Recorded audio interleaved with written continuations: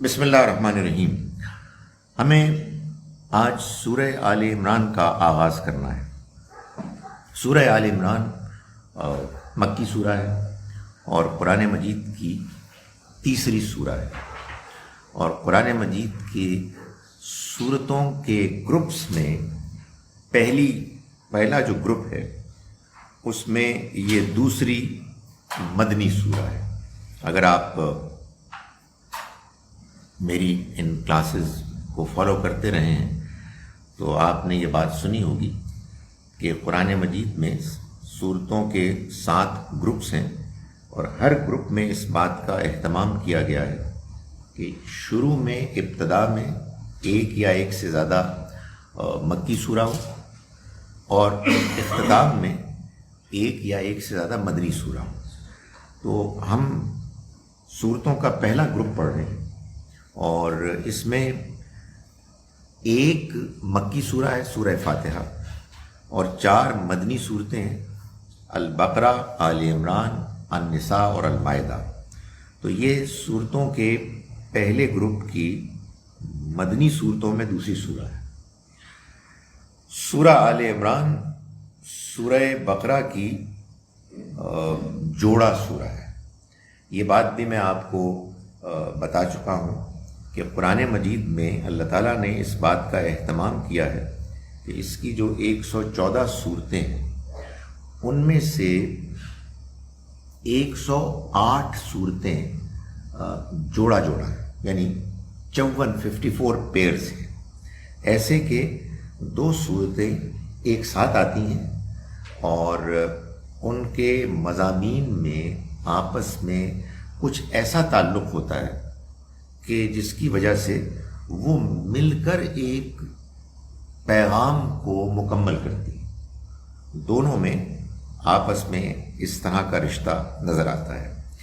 اس کی سب سے شاید نمایاں مثال سورہ البقرہ اور سورہ آل عمران ہے، اور اس جوڑا ہونے کے جو کئی پہلو ہیں ان میں ایک پہلو، ایک فیکٹر آغاز ہے، یعنی اعوذ باللہ من الشیطان الرجیم بسم اللہ الرحمن الرحیم الف لام میم۔ سورہ بقرہ میں بھی الف لام میم سے آغاز ہوا، اور یہاں بھی الف لام میم سے آغاز ہوا۔ سورہ فاتحہ ہم جانتے ہیں الف لام میم سے شروع نہیں ہوتی، اور آگے سورہ نساء بھی الف لام میم سے شروع نہیں ہوتی۔ تو یہ ایک بہت واضح اشارہ ہے کہ ان دونوں صورتوں میں آپس میں ایک گہرا اشتراک ہے، کامنالٹی ہے۔ حروف مقطعات ان کو کہتے ہیں۔ یہ وہ حروف ہیں کہ جن کو ہم ملا کر لفظ کے طور پر نہیں پڑھتے، بناتے، ہم لفظ نہیں بناتے، یعنی ہم الف لام میم کو ملا کے علم نہیں پڑھیں گے، علما علوما یہ نہیں پڑھیں گے، بلکہ الف الگ، لام الگ اور میم الگ۔ یہ قرآن مجید میں کئی صورتیں ایسی ہیں جن کا آغاز حروف مقطعات سے ہوتا ہے۔ اکثر صورتوں کا حروف مقطعات کے بغیر آغاز ہوتا ہے۔ کیا ان کا مطلب ہے؟ ہمارے عام طور پر جو بات مشہور ہے وہ تو یہ ہے کہ ان کا مطلب اللہ کا رسول جانتے ہیں صلی اللہ علیہ وسلم، ہم نہیں جانتے۔ عجیب سی بات ہوتی ہے کہ جب کوئی چیز مشہور ہو جائے تو وہ زباں زد عام ہو جاتی ہے، ایز اف کہ یہ کوئی یونیورسل ٹروتھ ہے، حالانکہ ایسی بات نہیں ہے۔ ایسے اس کا ایک نقصان ہوتا ہے جب وہ کوئی چیز ایسی ہوتی ہے کہ جس کو آپ سمجھتے ہیں کہ یہ تو کچھ نہیں ہو سکتا اس کا تو مطلب یہ، پھر آدمی غور کرنا بھی چھوڑ دیتا ہے۔ قرآن مجید میں کم سے کم ایک واضح اشارہ ہے کہ یہ جو حروف ہیں ان کا مطلب ہوتا ہے، اور وہ جو مطلب ہوتا ہے وہ اس سورہ مبارکہ کے مضمون میں نظر آتا ہے، اس کے ساتھ تعلق ہوتا ہے جس سورہ کے آغاز میں وہ حرف یا حروف آتے ہیں۔ تو جب آپ کو ایک اشارہ مل گیا تو سمجھدار کو اشارہ کافی ہے، یعنی ایک جگہ تو آپ کو ڈیفینیٹ بات مل گئی، اب آپ خود غور کریں، اور اب کبھی آپ غور کریں کہ یہ غور کروانے کی تربیت کا کتنا اچھا طریقہ ہے کہ آپ کو ایکسرسائز دی گئی ہے، بہت سی ایکسرسائزز، جن میں ایک ایکسرسائز کا سلوشن دکھا دیا گیا ہے کہ بھائی یہ تو تمہیں نظر آ گیا ہے نا، اب آگے تم مزید تم بھی ڈھونڈو۔ وہ جو ہے حروف مقطعات میں سے ایک جس کا جواب قرآن سے معلوم ہوتا ہے، واضح ہے، وہ ہے سورہ نون۔ یہ سورہ مبارکہ سورہ نمبر 68 جس کا ایک اور نام سورہ قلم ہے۔ نون عربی زبان میں مچھلی کو کہتے ہیں۔ معلوم یہ ہوتا ہے کہ قدیم جو زبانیں تھیں، اور ہمارے ہاں شاید پرابلی چینی زبان اور جاپانی زبان بھی پرابلی اس کی مثال ہے کہ اس میں حروف جو ہیں در حقیقت اشیاء کی تصویریں ہوتی تھیں، اور اس سے حروف بنے۔ تو نون کو اگر آپ ایک خاص طرح سے لکھیں تو یہ لیٹی ہوئی ایک مچھلی، پرابلی مچھلی تو ہمیشہ لیٹی ہوئی ہوتی ہے، کھڑی تو کبھی دیکھی، تو اس کی آنکھ ایک نظر آتی ہے، تو عربی میں نے گزارش کی اس کا مطلب مچھلی ہے، اور مچھلی کے مفہوم میں سورہ نون مچھلی کے مفہوم میں یہ لفظ نون قرآن مجید میں آیا بھی ہے، ذُنُّون۔ اس سورہ مبارکہ میں سورہ قلم یا سورہ نون میں شروع میں آیا نون والقلم وما یسطرون، بہت لمبی سورہ نہیں ہے۔ اس کے آخر میں اللہ تعالیٰ فرماتے ہیں نبی صلی اللہ علیہ وسلم کو خطاب کر کے کہ وَلَا تَكُنْ كَصَاحِبِ الْحُوتِ، اور آپ مچھلی والے کی طرح نہ ہو جائیں۔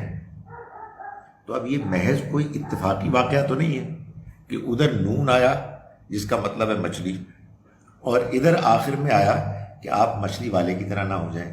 تو معلوم ہوا کہ حروف مقطعات جو آتے ہیں ان کے آنے میں باقاعدہ کوئی وجہ، کوئی حکمت ہوتی ہے۔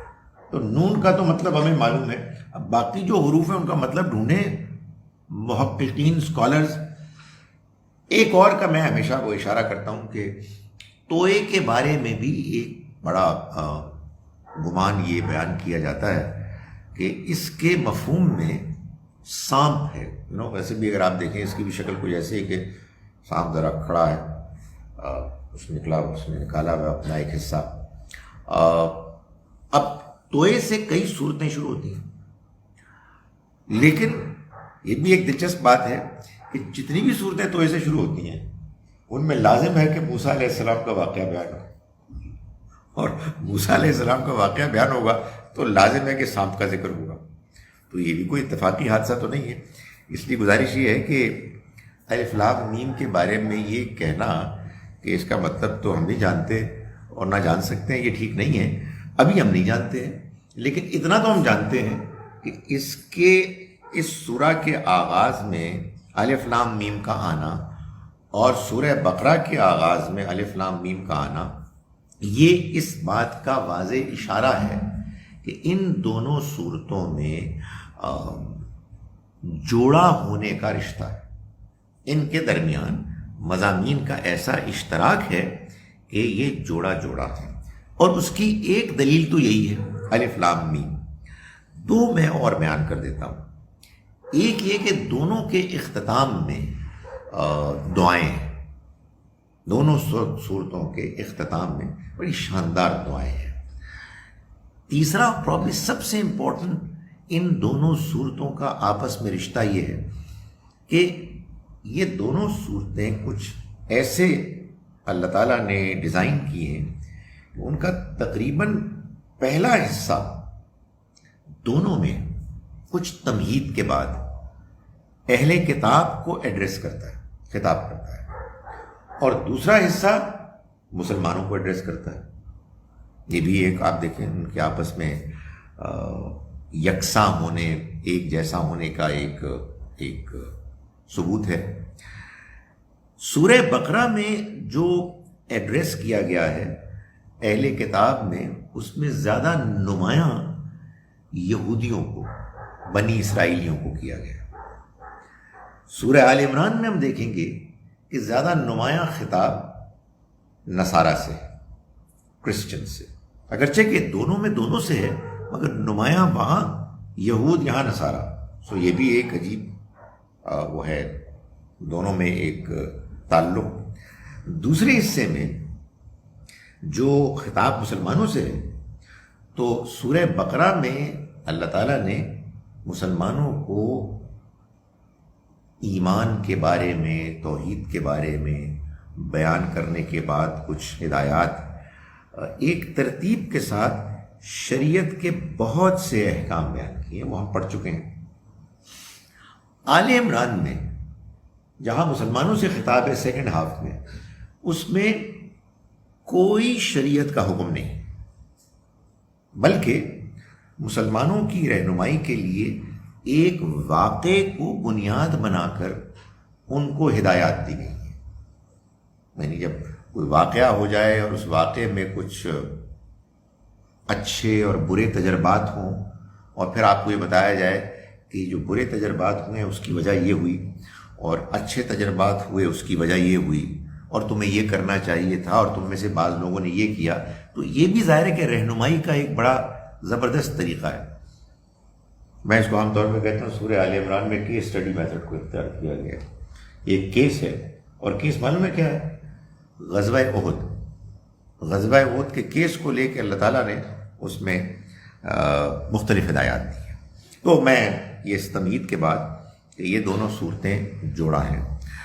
الف لام میم، یہ سورہ الف لام میم ہے۔ یہ میں ترجمہ اس لیے کر رہا ہوں کہ میں اس بات کو مان رہا ہوں کہ جو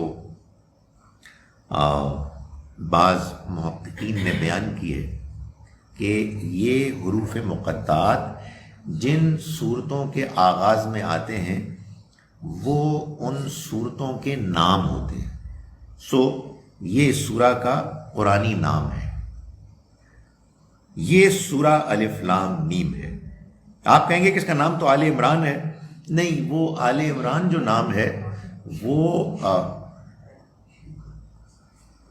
آل عمران جو نام ہے وہ تو لوگوں نے رکھا ہے، یعنی ایسا نہیں ہے کہ اللہ کی طرف سے سورہ بقرہ کا نام البقرہ ہے اور آل عمران کا نام آل عمران ہے، یا نبی صلی اللہ علیہ وسلم نے فرمایا کہ اس کا یہ نام ہے۔ یہ بعد میں لوگوں نے نام رکھے ہیں۔ یہ میری بات اس لیے بھی کچھ ٹھیک ہی لگتی ہے کہ بہت سے صورتوں کے ایک نام نہیں ہے، کئی نام ہیں۔ ابھی میں نے آپ کو بتایا نون اور قلم دو الگ الگ نام ہیں، سورہ لہب، سورہ مسد اور وغیرہ وغیرہ، توبہ اور وہ کیا ہے شروع میں سورہ توبہ کے اس کا نام بھی دو ڈفرنٹ نام ہیں۔ سو یہ سورہ الف لام میم ہے۔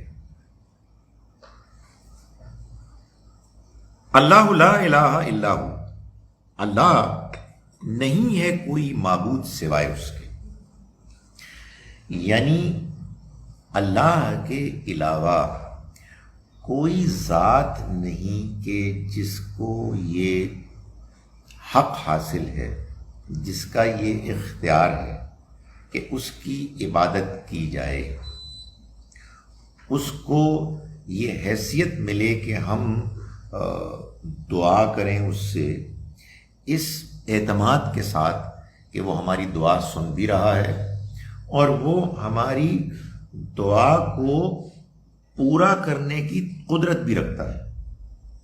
یہ اختیار، یہ ایبلٹی اس کائنات میں صرف اللہ کو حاصل ہے، چنانچہ وہی اس قابل ہے کہ اس کی عبادت کی جائے۔ جب ہم اللہ کی عبادت کرتے ہیں تو ہم یہ بھی جانتے ہیں کہ اس نے ہمیں بنایا، یہ بھی جانتے ہیں کہ وہ ہماری زندگی کو ممکن بنا رہا ہے، ہماری ضروریات پوری کر رہا ہے۔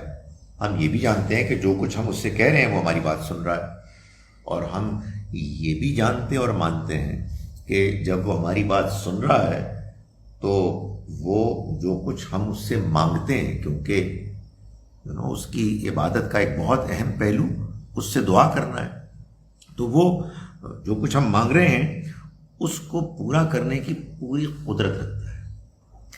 اس طرح کی کوئی اور ہستی اس پوری کائنات میں ہے ہی نہیں، صرف اللہ ہے۔ یعنی کہنے کا مطلب یہ ہے کہ اللہ رحمان و رحیم ہے۔ چھوٹے موٹے رحم کرنے والے کچھ ہم بھی ہو سکتے ہیں، مگر کوئی مقابلہ نہیں ہے اس کی رحمت میں اور ہماری رحمت میں۔ وہ قدرت رکھتا ہے، کچھ تھوڑی بہت قدرت ہم میں بھی ہے، کوئی مقابلہ نہیں ہے، لیکن بہت تھوڑی بہت تو ہے نا۔ مگر الہ ہونے میں کوئی چھوٹا موٹا بھی نہیں ہے، یعنی وہ سرے سے کوئی ہے ہی نہیں۔ یعنی مقابلے کی بات نہیں ہو رہی کہ وہ بڑا الہ ہے کوئی چھوٹا الہ ہے ہی کوئی نہیں سرے سے۔ سو یہ بات قرآن نے بار بار بیان کی ہے، اور ہمارے دین کا پہلا سٹیٹمنٹ یہی ہے، لا الہ الا اللہ، اللہ لا الہ الا، اللہ نہیں ہے کوئی الہ، کوئی معبود سوائے اس کے، الحی القیوم، وہ زندہ ہے، قائم ہے، قائم رکھنے والا ہے، یعنی وہ ہمیشہ سے زندہ ہے، ہمیشہ رہے گا، اور خود بھی زندہ ہے اور دوسروں کو بھی زندگی بخشنے والا اور ان کو قائم رکھنے والا ہے۔ معلوم یہ ہوا کہ اس کے علاوہ کوئی اور ایسا ہے ہی نہیں کہ جو از خود اپنے بلبوتے پر زندہ ہو، قائم ہو، اور دوسروں کے قیام کی وجہ دوسروں کو قائم رکھنے والا۔ الحی زندہ، القیوم سب کو قائم رکھنے والا۔ معلوم یہ ہو کہ اللہ تعالیٰ یہ تبصرہ فرما رہے ہیں کہ یہ باقی کون ہیں جن کے بارے میں تم یہ تصور رکھ رہے ہو، کسی کے پاس کوئی اس طرح کی کوئی حیثیت اختیار ہے ہی نہیں۔ نزل علیک الکتاب بالحق، اس نے نازل کیا آپ پر، نازل کی آپ پر یہ کتاب بالحق، حق یعنی حق سے مراد ہے کہ یہ کتاب ہے کہ جو حق واضح کر دینے والی ہے، جس کو آپ کہیں فیصلہ سنانے والی، قول فیصل، اس نے نازل کی آپ پر یعنی نبی اکرم صلی اللہ علیہ وسلم پر یہ کتاب بالحق، حق بتانے والی، حق کو واضح کرنے والی، فیصلہ سنانے والی۔ یہ جو بات اللہ تعالیٰ نے فرمائی ہے، اس میں یہ امپلائڈ ہے کہ جب اس نے انسان کو اس دنیا میں امتحان کے لیے بھیجا تو یہ ممکن نہیں تھا کہ وہ ان کو اس امتحان میں ہدایت اور رہنمائی کی غرض سے ان کی مدد نہ کرے، ان کی رہنمائی نہ کرے۔ جب دنیا میں انسان کو کچھ عرصے کے لیے زندہ رہنا تھا تو اس نے کیا کچھ بندوبست نہیں کیا زندہ رکھنے کے لیے؟ تو اگر اس زندگی کا مقصد امتحان ہے تو یہ کیسے ممکن ہے کہ وہ امتحان کے لیے اپنی طرف سے رہنمائی نہ نازل کرے؟ تو اس نے نازل کی، اور یہ نزلہ کا مطلب اہتمام کے ساتھ نازل کی اس آپ پر اے پیغمبر صلی اللہ علیہ وسلم یہ کتاب حق واضح کر دینے والی، مصدقاً جو مصدق ہے یعنی تصدیق کرنے والی ہے، یعنی مصداق ہے، یعنی وہ جو پیشن گوئیاں تھیں پچھلی کتابوں کی اس کے مطابق بن کر آئی ہے۔ فرمایا مصدقا لما، وہ مصداق بن کر آئی ہے، مطابق بن کر آئی ہے، لما اس کی کہ جو بین یدیہ اس سے پہلے موجود ہے۔ اس کتاب سے پہلے تورات، زبور، انجیل اور پیغمبروں کے صحیفے، ان میں ایک اور کتاب اور کتاب کے ساتھ آنے والے ایک اور پیغمبر کے آنے کا بیان تھا، پیشن گوئی تھی۔ تو جب یہ کتاب آ گئی تو یہ اس پیشن گوئی کا مصداق بن گئی، اس کے مطابق ہو گئی۔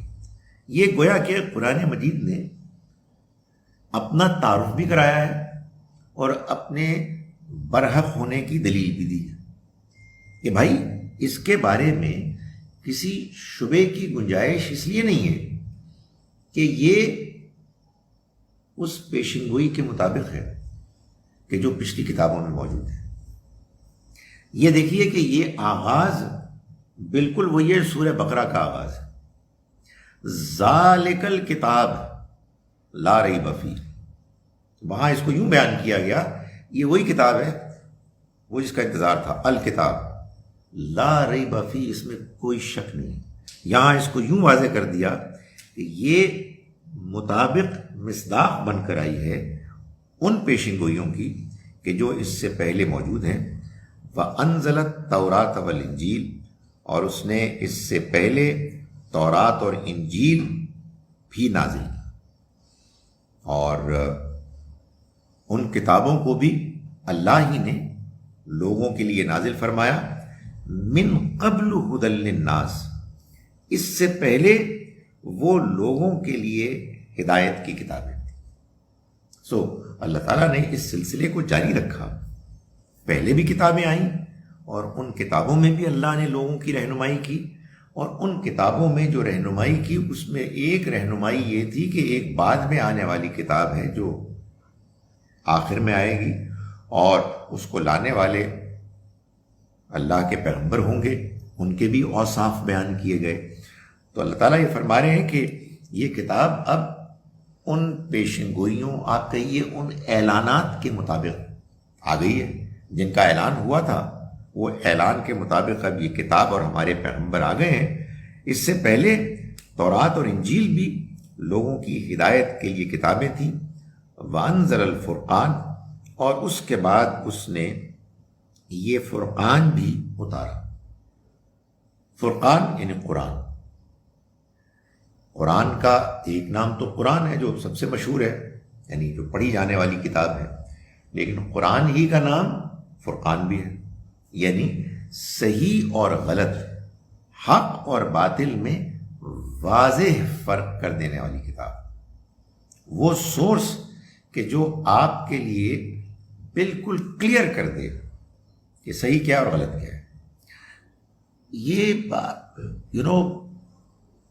ہم لوگ اس کو اپریشیٹ نہیں کرتے کہ یہ کتنی بڑی نعمت ہے۔ مذہب کی دنیا، آپ کو پتہ ہے ایک دنیا ہے، بہت بڑی دنیا ہے، بڑے لوگ مذہبی ہوتے ہیں، بڑی بڑی سٹیٹمنٹس دیتے ہیں، بڑی بڑی کانفیڈنٹ سٹیٹمنٹس دیتے ہیں، لوگ دوسرے لوگوں سے متاثر ہوتے ہیں، وہ گرویدہ ہوتے ہیں، اور مذہب کی دنیا میں جو لوگ دوسروں کے آگے سرنڈر کرتے ہیں اپنے آپ کو، ایک بڑی وہ اس میں لوگوں کے لیے اٹریکشن بھی ہوتی ہے، اور لوگ بہت ایموشنل بھی ہوتے ہیں۔ ہے کیا چیز یہ؟ آدمی سمجھتا ہے یہ خدا کی طرف سے پیغام ہے۔ بندہ کہے یار پیغام ہے تو وہ کچھ اور کہہ رہے ہیں، وہ کچھ اور کہہ رہے ہیں، وہ کچھ اور کہہ رہے ہیں۔ میں ہمیشہ لوگوں سے کہتا ہوں، اپنے اسٹوڈنٹ سے کہتا ہوں کہ یار وہ اگر آپ ہندو پیدا ہوتے تو کیا چانسز تھے کہ آپ مسلمان ہوتے؟ تو معلوم ہوا نشتہ، آلموسٹ نل۔ ابھی آج کل میں کسی نے یہ سوال اٹھایا، بڑا دلچسپ سوال، کہ اگر آپ غیر مسلم پیدا ہوتے، فرض کیجیے، تو آپ کو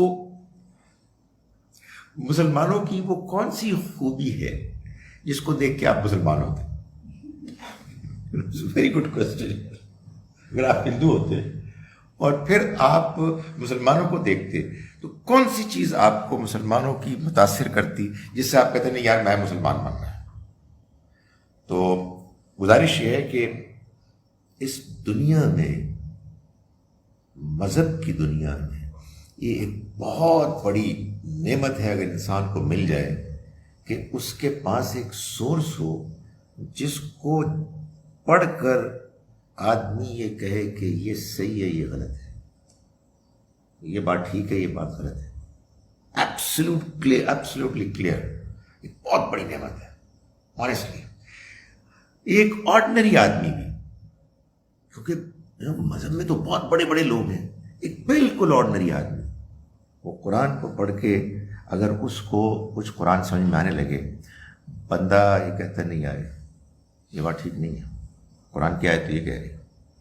تو یہ وہ سورس ہے. انزل الفرقان، صحیح اور غلط میں واضح فرق کر دینے والی کتاب. ایک مرتبہ آپ کو قرآن سمجھ میں آنے لگے، آپ کے اندر اس کا ذوق پیدا ہو جائے، تو آپ یہ نہیں کہ آدمی ضد کرے یا اس کو کوئی اپنے بارے میں کوئی غلط فہمی ہو جائے، بٹ دھیان سے جب آپ بات سنتے ہیں، غور کرتے ہیں، تو آپ یہ محسوس کرتے ہیں نہیں یار یہ بات قرآن میں کچھ اور یہ نہیں ہو سکتا، یہ اس فہم، ٹیسٹ، انڈرسٹینڈنگ کے مطابق نہیں ہے. یہ حیثیت ہے قرآن کی. قرآن مجید نے اپنی یہ حیثیت بیان کی ہے کہ اب قیامت تک کے لیے اگر آپ کو یہ فیصلہ کرنا ہے کہ مذہب کی دنیا میں کیا بات صحیح ہے اور کیا بات غلط ہے، تو اب ایک ہی سورس ہے اور وہ قرآن مجید ہے. یہ بالکل ٹھیک ہے، یہ بالکل بجا ہے کہ اگر ہم نبی اکرم صلی اللہ علیہ وسلم کی زندگی میں موجود ہوتے اور آپ کی مجلس میں جاتے تو آپ وہ سورس تھے. پھر وہ ہم قرآن بھی آپ سے ہی سیکھتے. آپ کہتے یہ اس طرح سے ہے، ہم کہتے بالکل ٹھیک ایسے ہی ہے. مگر آپ اب دنیا میں موجود نہیں ہیں تو اب کوئی اور سورس ہے ہی نہیں. یہی سورس ہے کہ جس کی روشنی میں آپ الٹیمیٹلی طے کریں گے کہ کون سی بات صحیح لگتی ہے کون سی نہیں. تو یہ اللہ تعالیٰ نے اس قرآن مجید کا انٹروڈکشن کرایا اور یہ بتایا کہ تورات اور انجیل بھی اس سے پہلے اللہ کی کتابیں تھیں، لیکن اب یہ الفرقان آ گئے. ان الذین کفروا بآیات اللہ، یقیناً وہ لوگ کہ جو اللہ کی آیات کا انکار کرتے ہیں، یعنی مطلب یہ کہ یہ کلام آ گیا، یہ قرآن آ گیا، یہ الفرقان آ گیا، اب جو اس کا انکار کرتے ہیں لہم عذاب شدید، ان کے لیے سخت عذاب ہوگا. انکار کرتے ہیں، آبویسلی اس کا یہ مطلب ہے کہ ان کو بات سمجھ میں آ گئی ہے اور اس کے باوجود ماننے کے لیے تیار نہیں. آپ کہیں گے کیسے ہو سکتا ہے؟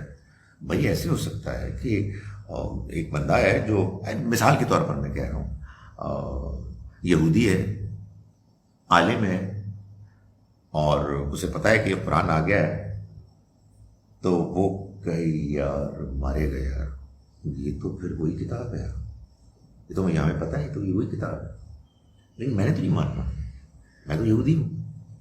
یہ انکار ہے. اس لیے کہ آپ کو جب پتہ لگ جائے کہ صحیح بات کیا ہے، حق کیا ہے، تو پھر اس کا انکار نہیں ہو سکتا. کسی حق کا انکار بھی نہیں انسان کر سکتا. لیکن بہرحال یہ بات صحیح ہے کہ کچھ حق چھوٹے ہوتے ہیں، کچھ حق بڑے ہوتے ہیں. ویسے یہ بھی آپس کی بات ہے کہ جو بندہ چھوٹے حق کا انکار کر رہا ہو وہ بڑے حق کو مان کیسے سکتا ہے؟ وہ کہتا نہیں یار میں نے یہ نہیں ماننا، یہ پراپرٹی تمہاری نہیں، یہ پراپرٹی میری ہے، اور وہ قرآن کو مان رہا ہو، نہیں مان سکتا. It's not possible. یا بندہ حق پسند ہوتا ہے یا بندہ بے ایمان ہوتا ہے. تو اللہ تعالیٰ یہ فرما رہے ہیں کہ جن کے، اور یہ بتاتا ہے اللہ تعالیٰ کہ پچھلی کتاب کو ماننے والے بھی اور مشرکین میں سے بھی جو لوگ بے ایمان تھے وہ قرآن کو بھی نہیں مان سکے، اس لیے کہ قرآن تو الٹیمیٹ حق ہے. تو آپ اگر اپنی دکان میں بیٹھ کے ویل للمطففین ناپ تول میں کمی بیشی کر رہے ہیں تو یہ کیسے ہو سکتا ہے کہ آپ قرآن مجید کو کہنے یہ بالکل ٹھیک ہے، میں اس کے لیے ڈٹرمنٹ ہوں گا، ڈٹ جاؤں گا. تو فرمایا کہ جو لوگ جان بوجھ کر اللہ کی آیات کا انکار کرتے ہیں ان کے لیے سخت عذاب، یعنی وہ مارے جائیں گے، وہ نہیں بچیں گے. کیا عجیب چکر ہے ہمارے. آپ سوچئے کیا ہے یہ کہ مسلمان اس کا ترجمہ کرتے ہیں جو لوگ غیر مسلم ہیں ان کے لیے شدید عذاب ہے. واٹ ڈو یو مین یار غیر مسلم ہے؟ ان کو پتہ ہے یہ اللہ کا دین ہے، اگر پتہ ہے تو پکڑے جائیں گے. لیکن آپ کو کیسے معلوم کہ ان کو معلوم ہے؟ بھائی آپ نے تو ان کو بتانا تھا. اچھا ان کو اگر یہ خیال ہوا کہ یہ اللہ کی کتاب کیسے ہو سکتی ہے، یہ تو ایک بے ایمان لوگوں کی کتاب ہے جو جھوٹے ہیں، تو پھر پکڑا کون جائے گا؟ وہ یا آپ. سو قرآن کو پڑھنے کے لیے یہ ضروری ہے کہ آدمی قرآن کو دیانتداری سے پڑھے. یہ بددیانتی ہے کہ بندہ کہ ہم صحیح ہیں وہ غلط ہے، اب قرآن کو پڑھو، تو خواہ متعصب ہو گیا. سو جو انکار کرتے ہیں، جو کفر کرتے ہیں، وہ لوگ ہوتے ہیں، وہ بے ایمان لوگ ہوتے ہیں، حق کا انکار کرنے والے ہوتے ہیں، جن کے سامنے اللہ کے پیغام کا برحق ہونا سامنے آ جائے اور وہ اس کا انکار کریں، انکار پر اڑ جائیں. انکار تو آپس کی بات ہے، تھوڑا بہت ہم بھی کرتے ہیں، مگر ایک آدھ دن کے بعد احساس ہوتا ہے یار یہ کیا فضول حرکت کر رہے ہیں، تو بدتمیزی ہے، میں نے غلطی ہو گیا، ہم سوری. آنیسٹلی ایسے ہی ہوتا ہے نا، تھوڑی بہت ضد تو آئی جاتی ہے، اتنا تو حق ہے ہمارا. لیکن یہ بات کے پاس انسان ساری زندگی ایسے گزار دے کہ وہ کہے کہ جی یہ نہیں، ہم نے نہیں ماننا، یہ بہت بڑا جرم ہے. میں یہ اس لیے کہہ رہا ہوں کہ ہمارے ہاں عام طور پر تصور یہ کیا جاتا ہے کہ قرآن شریف میں فرمایا تو ٹھیک ہی فرمایا. بھائی قرآن شریف میں جو کچھ فرمایا گیا ہے اس کی کوئی بنیاد ہے. خدا تعالیٰ ایسے ہی نہیں کسی کو عذاب میں مبتلا کرے گا اور وہ عذاب پھر چلے گا لمبا. اس عذاب کے دیے جانے کی وجہ یہ ہوگی کہ جو لوگ اس کے مستحق بنیں گے وہ ایسے مجرم ہوں گے کہ جن کا جرم بالکل نمایاں ہوگا. تو فرمایا کہ یقیناً وہ لوگ کہ جنہوں نے اللہ کی آیات کا انکار کیا جان بوجھ کر، ان کے لیے ایک سخت عذاب ہوگا، شدید عذاب ہوگا. واللہ عزیز ذو انتقام، اور اللہ زبردست ہے اور انتقام لینے والا ہے. انتقام لینے والا ہے، کس چیز کا انتقام؟ یعنی جن لوگوں کو اللہ نے انسان بنایا، جن لوگوں کو اللہ نے عقل دی، شعور، احساس دیا، صحیح اور غلط میں امتیاز کرنے کی صلاحیت دی، اور پھر یہ فہم دیا، یہ موقع دیا کہ وہ اللہ کے پیغام کو پہچان کے اللہ کے ساتھ کنیکٹ ہو جائیں، اللہ کے ساتھ تعلق قائم کریں، وہ اللہ کی دی ہوئی ان نعمتوں کو ٹھکرا کر منمانی کرتے ہیں. یہ اللہ سے دشمنی ہے، یہ خدا کے حق کو اٹھا کے پھینکنا ہے، یہ خدا کی دی ہوئی صلاحیتوں، اس کی دی ہوئی اپرچونٹیز کو ضائع کرنا ہے. اللہ تعالیٰ فرماتا ہے میں انتقام لوں گا. یہ انہوں نے میرے ساتھ زیادتی کی، میں نے جو ان کو موقع فراہم کیا تھا انہوں نے اس موقع کو خود ضائع کیا ہے. I'll take them to task. So اللہ زبردست ہے، ذو انتقام، انتقام لینے والا ہے. میں نے زیادتی تو نہیں کی، کچھ آواز تو آئی تھی آزان کی، لیکن وہ ٹھیک ہی ہو گیا. مجھے اس کافی دیر سے میں نروس تھا کہ میں کیا کروں گا، لیکن کوئی درمیان کی چیز ہوئی ہے. ان اللہ لا یخفی علیہ شیء، اللہ نہیں ہے چھپا ہوا اس سے کچھ بھی، نہیں ہے مخفی اس سے کچھ بھی. فی الارض ولا فی السماء، نہ زمین میں اور نہ آسمان میں. میرا خیال ہے یہ وہ چیز ہے کہ جو انسان کو انسان بناتی ہے کہ میرا رب مجھے دیکھ رہا ہے، اس سے کوئی چیز بھی چھپی ہوئی نہیں. اور یہی وہ چیز ہے کہ جو آدمی کو بعض اوقات حیرت میں بھی مبتلا کر دیتی ہے کہ یار یہ کیسے ہو سکتا ہے، اس بندے کو پتہ ہے کہ یہ جو بات کر رہا ہے غلط ہے، اور اتنے کانفیڈنٹلی کر رہا ہے کہ اس کی شکل پہ کوئی پتہ نہیں لگ رہا ہے کہ وہ غلط بات کر رہا ہے. خدا دیکھ رہا ہے بھائی، اللہ جانتا ہے، ہر چیز سے واقف ہے. تو بہرحال آپ کسی پہ شک تو کر نہیں سکتے، کسی پہ شبہ نہیں بتا ہی سکتے ہیں کہ یار اللہ دیکھ رہا ہے. تو گاڈ سے اللہ سے ڈرو. تو اللہ تعالیٰ یہ فرماتے ہیں کہ اللہ نہیں ہے چھپا ہوا اس سے کچھ بھی، نہ زمین میں نہ آسمان میں. هو الذی، وہی ہے، یصورکم، جو صورتیں بناتا ہے تمہاری، فی الارحام، ماؤں کے پیٹ میں، ارحام میں، کیف یشاء، جیسے چاہتا ہے. کمال ہے اللہ اکبر. آدمی کیسے پیدا ہوتا ہے، کن مراحل سے گزرتا ہے، ماں کے رحم میں اس کی دیکھا بعض اوقات دکھاتے ہیں اب تو فلم گریجول جو ہے نا وہ اس کو تیز کر دیتے ہیں، ایسے ایسے ایسے، سبحان اللہ، جیسے چاہتا ہے وہ بناتا ہے۔ لا الہ الا اللہ، نہیں ہے کوئی معبود اس کے سوا، العزیز الحکیم، وہ زبردست ہے، بڑی حکمت والا ہے۔ یعنی یہ کام کہ اس دنیا میں انسان آئے اور اس کی شکل و صورت ہو ایک خاص طرح کی اور اس کی صلاحیتیں ہوں، یہ تو وہی ہستی کر سکتا ہے کہ جو وہی ذات کہ جو پورا کنٹرول رکھے، زبردست ہو اور بہت حکمت والا، بہت اس میں وژڈم۔ یہ اللہ تعالیٰ کرتا ہے ہم انسانوں کے ساتھ، اور انسانوں میں سے بہت سارے انٹیلیجنٹ انسان ایسے ہیں جو کہتے ہیں کہ کسی نے کچھ نہیں کیا، آپ سے آپ ہو گیا، سلوٹ کرنا چاہیے ان کو، یار تم عظیم لوگ ہو، فار گاڈ سے کیا ہے، کیا کہہ رہے ہو تم؟ سو کمال ہے جی وہ جس طرح سے بناتا ہے اللہ بندوں کو۔ میرا خیال ہے یہ ہم شاید مذہب کے پیش کرنے والوں کی کمزوریاں کہ ہم بات صحیح طرح سے ان کو پہنچا نہیں سکے، لیکن بہرحال آدمی کی خود بھی تو کوئی عقل ہوتی ہے۔ هو الذی انزل علیک الکتاب، اب اللہ تعالیٰ نے یہ ایک تمہید تو باندھ دی بڑی شاندار، اس کے بعد ایک بڑی امپورٹنٹ بات ہے جو اس نے قرآن مجید کے بارے میں بتائی، فرمایا کہ وہی ہے اور یہ یہیں بتائی ہے۔ یعنی یہ وہ بات ہے کہ سورہ آل عمران کی آیت نمبر 7، میرا یہ خیال ہے کہ میں نے کوئی 225 مرتبہ تو کہی ہوگی اپنی زندگی میں، اتنی زیادہ امپورٹنٹ ہے یہ آیت کہ جی سورہ آل عمران آیت نمبر 7 وہ آج آ گئی الحمدللہ۔ هو الذی انزل علیک الکتاب، وہی ہے کہ جس نے نازل کی آپ پر اے پیغمبر یہ کتاب، منہ اس میں آیات محکمات، وہ آیات بھی ہیں جو محکم ہیں۔ اس کا کیا مطلب ہے؟ یہ بھی آ رہا ہے سامنے، کیا مطلب ہے؟ ہن ام الکتاب، وہی اصل کتاب ہے، یعنی وہ کتاب کا اصل حصہ ہے۔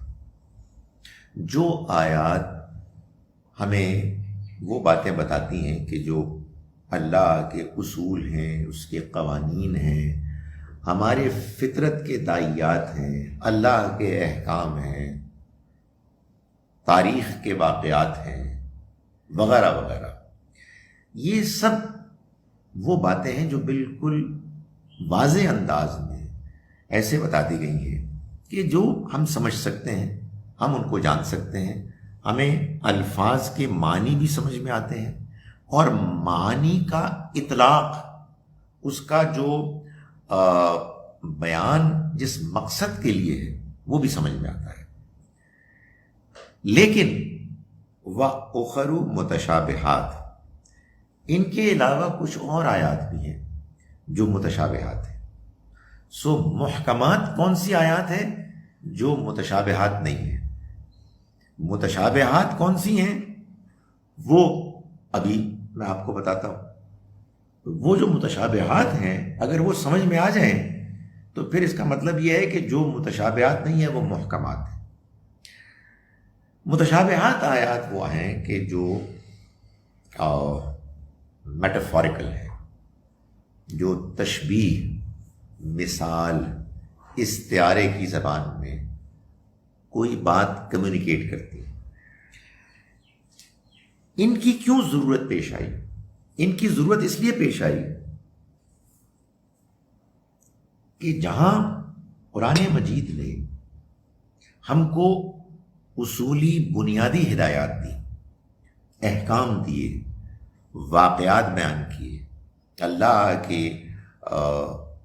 ان قوانین سے ہمیں متعارف کرایا کہ جن کی بنیاد پر وہ زندگی دنیا کو چلا رہا ہے، وہاں اس نے اس دنیا کی خبر بھی دی جس دنیا کو ہم نے دیکھا ہی نہیں، کسی انسان نے نہیں دیکھا، جیسے جنت، دوزخ، فرشتے، اللہ کا عرش، وغیرہ وغیرہ۔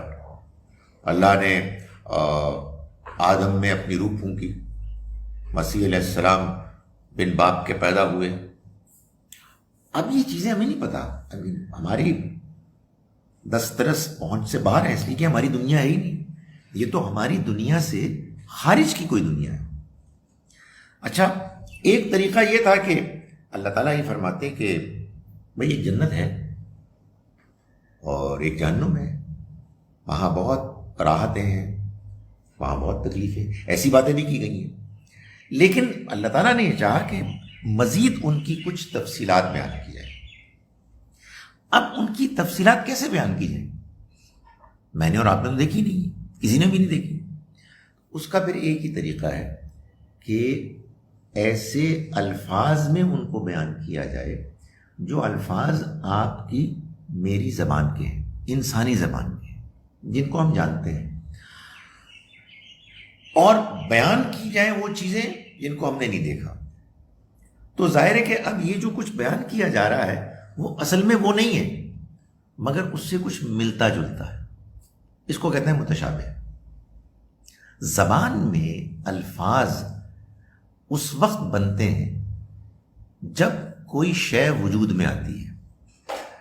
جب تک ہم نے بچپن گزارا ہے، ہمارے بچپن میں ریڈیو کے بعد ٹیلی ویژن تو آ گیا تھا، مگر یہ جو ایک نیا جانور ہے کمپیوٹر، اس کا نام و نشان بھی نہیں تھا. So we had no word for it. کبھی بات بھی نہیں ہوتی تھی. کیلکولیٹر آ گیا تھا، کمپیوٹر تو پھر آیا بعد میں. وہ دیکھتے تھے کوئی بڑی سی چیز ہے. تو جب شے وجود میں آتی ہے پھر نام آتے ہیں جناب. پھر اب انٹرنیٹ ہے اور پھر وائی فائی ہے، معلوم نہیں کیا کیا کچھ ہے. تو اشیاء وجود میں آتی ہیں تو نام آتے ہیں، آپ کی ووکیبلری میں اضافہ ہوتا ہے. تو وہ دنیا جس کو ہم نے نہیں دیکھا اس کے لیے ہمارے پاس کوئی الفاظ ہی نہیں. تو اللہ تعالیٰ نے انسانوں کو سمجھانے کے لیے ان کی زبان سے استعارے کے طور پر الفاظ کو اختیار کر کے اس دنیا کو بیان کیا جس دنیا کو ہم میں سے کسی نے نہیں دیکھا. اب وہ زبان کون سی ہے جس میں اللہ تعالیٰ نے بیان کیا؟ عربی زبان. کون سی عربی؟ اس زمانے کی عربی جس زمانے میں قرآن نازل ہو رہا تھا. تو ظاہر ہے کہ اسی زمانے کے لوگوں کی امیجنیشن اور ان کی ووکیبلری کو سامنے رکھ کے اللہ نے جنت کو ڈسکرائب کیا. چنانچہ جنت اپنی ڈیٹیلز میں جب ڈسکرائب ہوتی ہے تو اصل میں عرب کے اس زمانے کے جو لوگ ہیں بدو، ان کے ذہن میں جو بہترین دنیا ہے اس کی منظر کشی کی جاتی ہے. باغات ہیں جن کے نیچے نہریں بہہ رہی ہیں، کھجور کے درخت ہیں، انگور ہیں، انار ہیں، آم کوئی نہیں ہے. وجہ یہ کہ ان کو آموں کا پتہ ہی نہیں ہے. یو سی، سو ان کی ہی جو ووکیبلری ہے اسی کو سامنے رکھنا ہے نا. تو یہ اللہ تعالیٰ یہاں بتا رہے ہیں کہ یہ متشابہات ہیں، یعنی اس دنیا، اس نادیدہ دنیا کو جب بیان کیا گیا تو ان کو متشابہات میں بیان کیا. فرمایا کہ فَأَمَّا الَّذِينَ فِي قُلُوبِهِمْ زَيْغٌ. تو جہاں تک معاملہ ہے ان لوگوں کا کہ جن کے دلوں میں ٹیڑھ ہے، ٹیڑھا پن ہے. ٹیڑھا پن اصل میں قرآن نے اس مضمون کو بہت بیان کیا ہے. دل ٹیڑھے ہو جاتے ہیں، دل سخت ہو جاتے ہیں، دل سیاہ ہو جاتے ہیں، دل زنگ آلود ہو جاتے ہیں، دلوں پر مہر لگ جاتی ہے. 5 مختلف باتیں. مقصد کیا بیان کرنا کہ انسان کے اندر کی پرسنالٹی میں ایٹیچیوڈ کی ایسی خرابی پیدا ہو جاتی ہے کہ وہ صحیح بات ماننے کے لیے تیار نہیں. شروع میں تو ایک کشمکش ہوتی ہے، آدمی کچھ ضد کرتا ہے، کچھ احساس ہوتا ہے، لیکن جب ضد بہت آگے بڑھ جاتی ہے تو آدمی کی اپروچ ٹیڑھی ہو جاتی ہے. تو یہ فرمایا کہ جن کے دل ٹیڑھے ہیں فَيَتَّبِعُونَ مَا تَشَابَهَ مِنْهُ، تو وہ اس میں ہمیشہ متشابہات کے پیچھے پڑتے ہیں. یعنی ان کی کوشش یہ ہوتی ہے کہ متشابہ آیات کو پکڑیں. کیوں؟ ابتغاء الفتنہ وابتغاء تاویلہ. اس لیے کہ فتنہ پیدا کریں اور ان کی تعویل حقیقت جاننے کی کوشش کریں. یعنی بجائے اس کے کہ بات سمجھیں کہ بھائی یہ جو نہریں بیان کی جا رہی ہیں، یہ جو لمبے لمبے سائے بیان کیے جا رہے ہیں، تو یہ اس کا ایک پس منظر ہے، اس کی ایک وجہ ہے، ایک خاص ماحول کے لوگوں کو بتایا جا رہا ہے. اگر آپ کو پہلے ہی بہت سردی لگ رہی ہے اور آپ کہیں سائے سے تو مجھے اور سردی لگ رہی ہے، اس کا مطلب یہ آپ سیریس ہی نہیں ہیں، آپ کے یہاں کچھ ٹیڑھا پن ہے. You don't want to understand. ٹھیک ہے، یہ کوشچن ہو سکتا ہے کہ بندہ کہے یار میں تو ناروے کے نارتھ میں رہتا ہوں اور اتنی سردی مجھے پہلے لگتی ہے، آپ کہہ رہے لمبے لمبے سائے ہوں گے تو مجھے تو اس سے اور سردی لگ رہی ہے، تو یہ کون سی جنت، کون سا انعام ہوا؟ تو اس کو سمجھایا جائے گا یار یہ تمہارے لیے نہیں ہے، یہ بدوؤں کی زبان سے اللہ نے ان کے مزاج، ان کے ماحول کو سامنے رکھ کر نعمتوں کا ذکر کیا ہے. بندہ ٹھیک ہوگا کہ یار بالکل ٹھیک، بات سمجھ میں آ گئی. بندے کے دل میں ٹیڑھا ہو، نہیں یار یہ تو کوئی بات نہ ہوئی، مجھے نہیں سمجھ میں آ رہی. تو یہ اللہ تعالیٰ فرما رہے ہیں کہ جن کے دلوں میں ٹیڑھ ہے وہ کیا کرتے ہیں، وہ متشابہ آیات کے پیچھے پڑے رہتے ہیں. ویسے تو میں نے دیکھا ہے کہ کچھ صاحب ایمان لوگ بھی کچھ کرتے ہیں، وہ حورے ہیں اور حوروں کی کوئی تفصیلات ہیں، کیا چکر ہے، واٹ از یور پرابلم یار، یہ سب متشابہات ہیں، آپ کو اس سے کیا واسطہ ہے؟ لیکن اللہ کرے کہ مطلب وہ ان کو اس سے کوئی بہت زیادہ نیگیٹو مارکس نہ ملے. لیکن کچھ لوگ ہوتے ہیں کہ جن کی کوشش یہی ہوتی ہے کہ وہ ان آیات کے پیچھے پڑ جائیں، یا اس میں فتنہ تلاش کریں یا اس کی حقیقت معلوم کرنے کی کوشش کریں. معلوم ہوتا ہے کہ یہ اصل میں دو ڈفرنٹ طرح کے لوگ ہیں. زیادہ فتنہ تلاش کرنے میں ایکسیل کیا یہودیوں نے، یعنی برے یہودیوں نے، ناٹ آل آف دیم، جو ذرا گمراہ تھے ان میں، اور حقیقت جاننے کی کوشش کے پیچھے پڑ گئے نصارہ میں سے بعض لوگ. تو یہ اگرچہ کہ اشارہ ان کی طرف بھی ہے، لیکن یہ ایک جنرل ایک کیٹیگری بھی بنتی ہے کہ بعض لوگ ہیں کہ جو بس لے کے تو مذاق اڑانے کے لیے فتنہ تلاش کرتے ہیں، اور بعض لوگ کہتے ہیں نہیں اس کی بتاؤ یہ اب کیا کیا تفصیلات ہیں، وہ یہ بتاؤ کہ یہ جو دودھ کی نہر ہوگی یہ کیسی ہوگی، یہ ذرا اس کی ڈیٹیل بتاؤ. مطلب یار تم آپ کو بات سمجھ میں نہیں آ رہی، یہ بس آپ کو سمجھانے کے لیے بتائی گئی ہے، اس سے زیادہ آپ کو جانے کی ضرورت ہی نہیں. فرمایا کہ یہ وہ لوگ ہیں جن کے دل ٹیڑھے ہیں، حالانکہ وما یعلم تاویلہ الا اللہ، اس کی حقیقت کوئی نہیں جان سکتا سوائے اللہ کے، یعنی متشابہ آیات کی. یہ لفظ تعویل، اس کو اگر آپ نے سمجھنا ہونا یعنی حقیقت، تو سورہ یوسف کی آیت نمبر 100 ہے، 100 جس میں یوسف علیہ السلام نے اپنے والد یعقوب علیہ السلام کو فرمایا کہ جب ان کے 11 بھائیوں نے اور والدین نے ان کے آگے وہ جھکے تو انہوں نے کہا کہ یا ابتی، ابا جان، ھذا تاویل رؤیائی، یہ میرے خواب کی تعویل ہے، یہی لفظ، یہ میرے خواب کی حقیقت ہے. یعنی انہوں نے خواب دیکھا تھا نا 11 ستارے اور چاند اور سورج ان کے آگے جھک رہے ہیں. اب 11 ستارے کیا ہوتے ہیں یہ کلیئر ہے، الفاظ میں کوئی گڑبڑ نہیں. ہمارے بعد بہت سارے لوگ کہتے ہیں متشابہات ہوتی ہیں، آیت سمجھ میں نہیں آتی، کچھ الفاظ کچھ ایسے ہوتے ہیں کہ سمجھ نہیں آتی. نہیں، یہ بات نہیں ہے، آیت بالکل واضح ہوتی ہے، آیت میں کوئی پرابلم نہیں ہے انڈرسٹینڈنگ کی. جو بات آیت ڈسکرائب کر رہی ہے مثال دے کے، اس کی اصل ریالٹی کو ہم نہیں جان سکتے.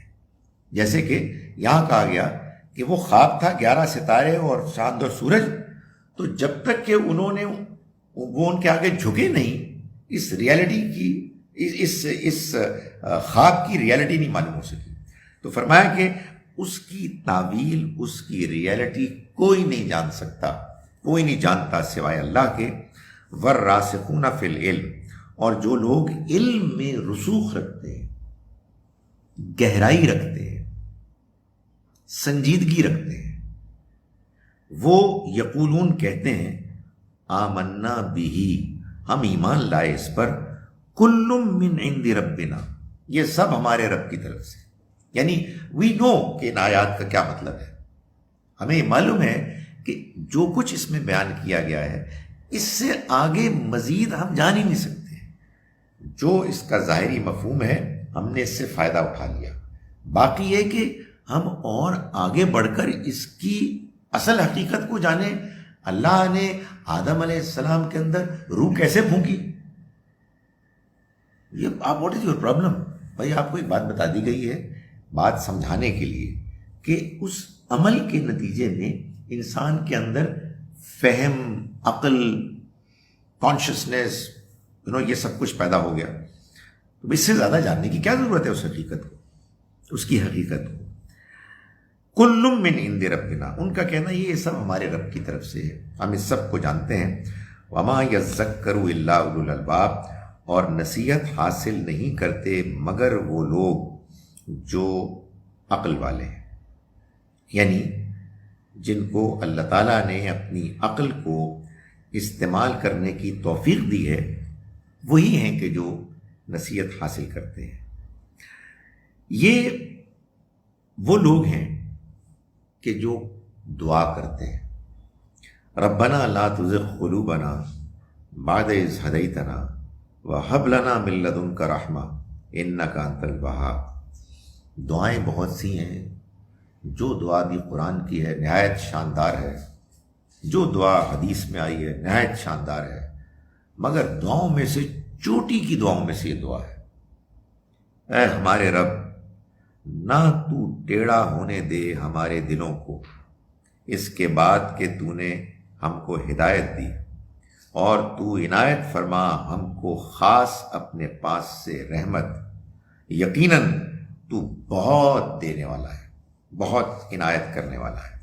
یہ ظاہر ہے کہ اس آیت کے فوراً بعد اللہ تعالیٰ نے یہ بیان کیا کہ جو صاحب ایمان لوگ ہیں، ہدایت یافتہ لوگ ہیں، انہیں اس بات کا بڑا شدت سے احساس ہے کہ ہدایت کے راستے پر چلتے ہوئے گمراہی کی طرف لے جانے والی پگڈنڈیاں بہت ہیں.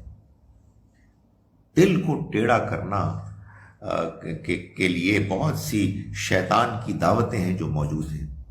تو وہ یہ احساس رکھتے ہیں اپنے اندر کہ یہ ہدایت جو ان کو ملی ہے یہ بڑی قیمتی چیز ہے، اور یہ ہدایت نہ مل سکتی ہے اور نہ انسان کے اندر برقرار رہ سکتی ہے اللہ کی مہربانی کے بغیر.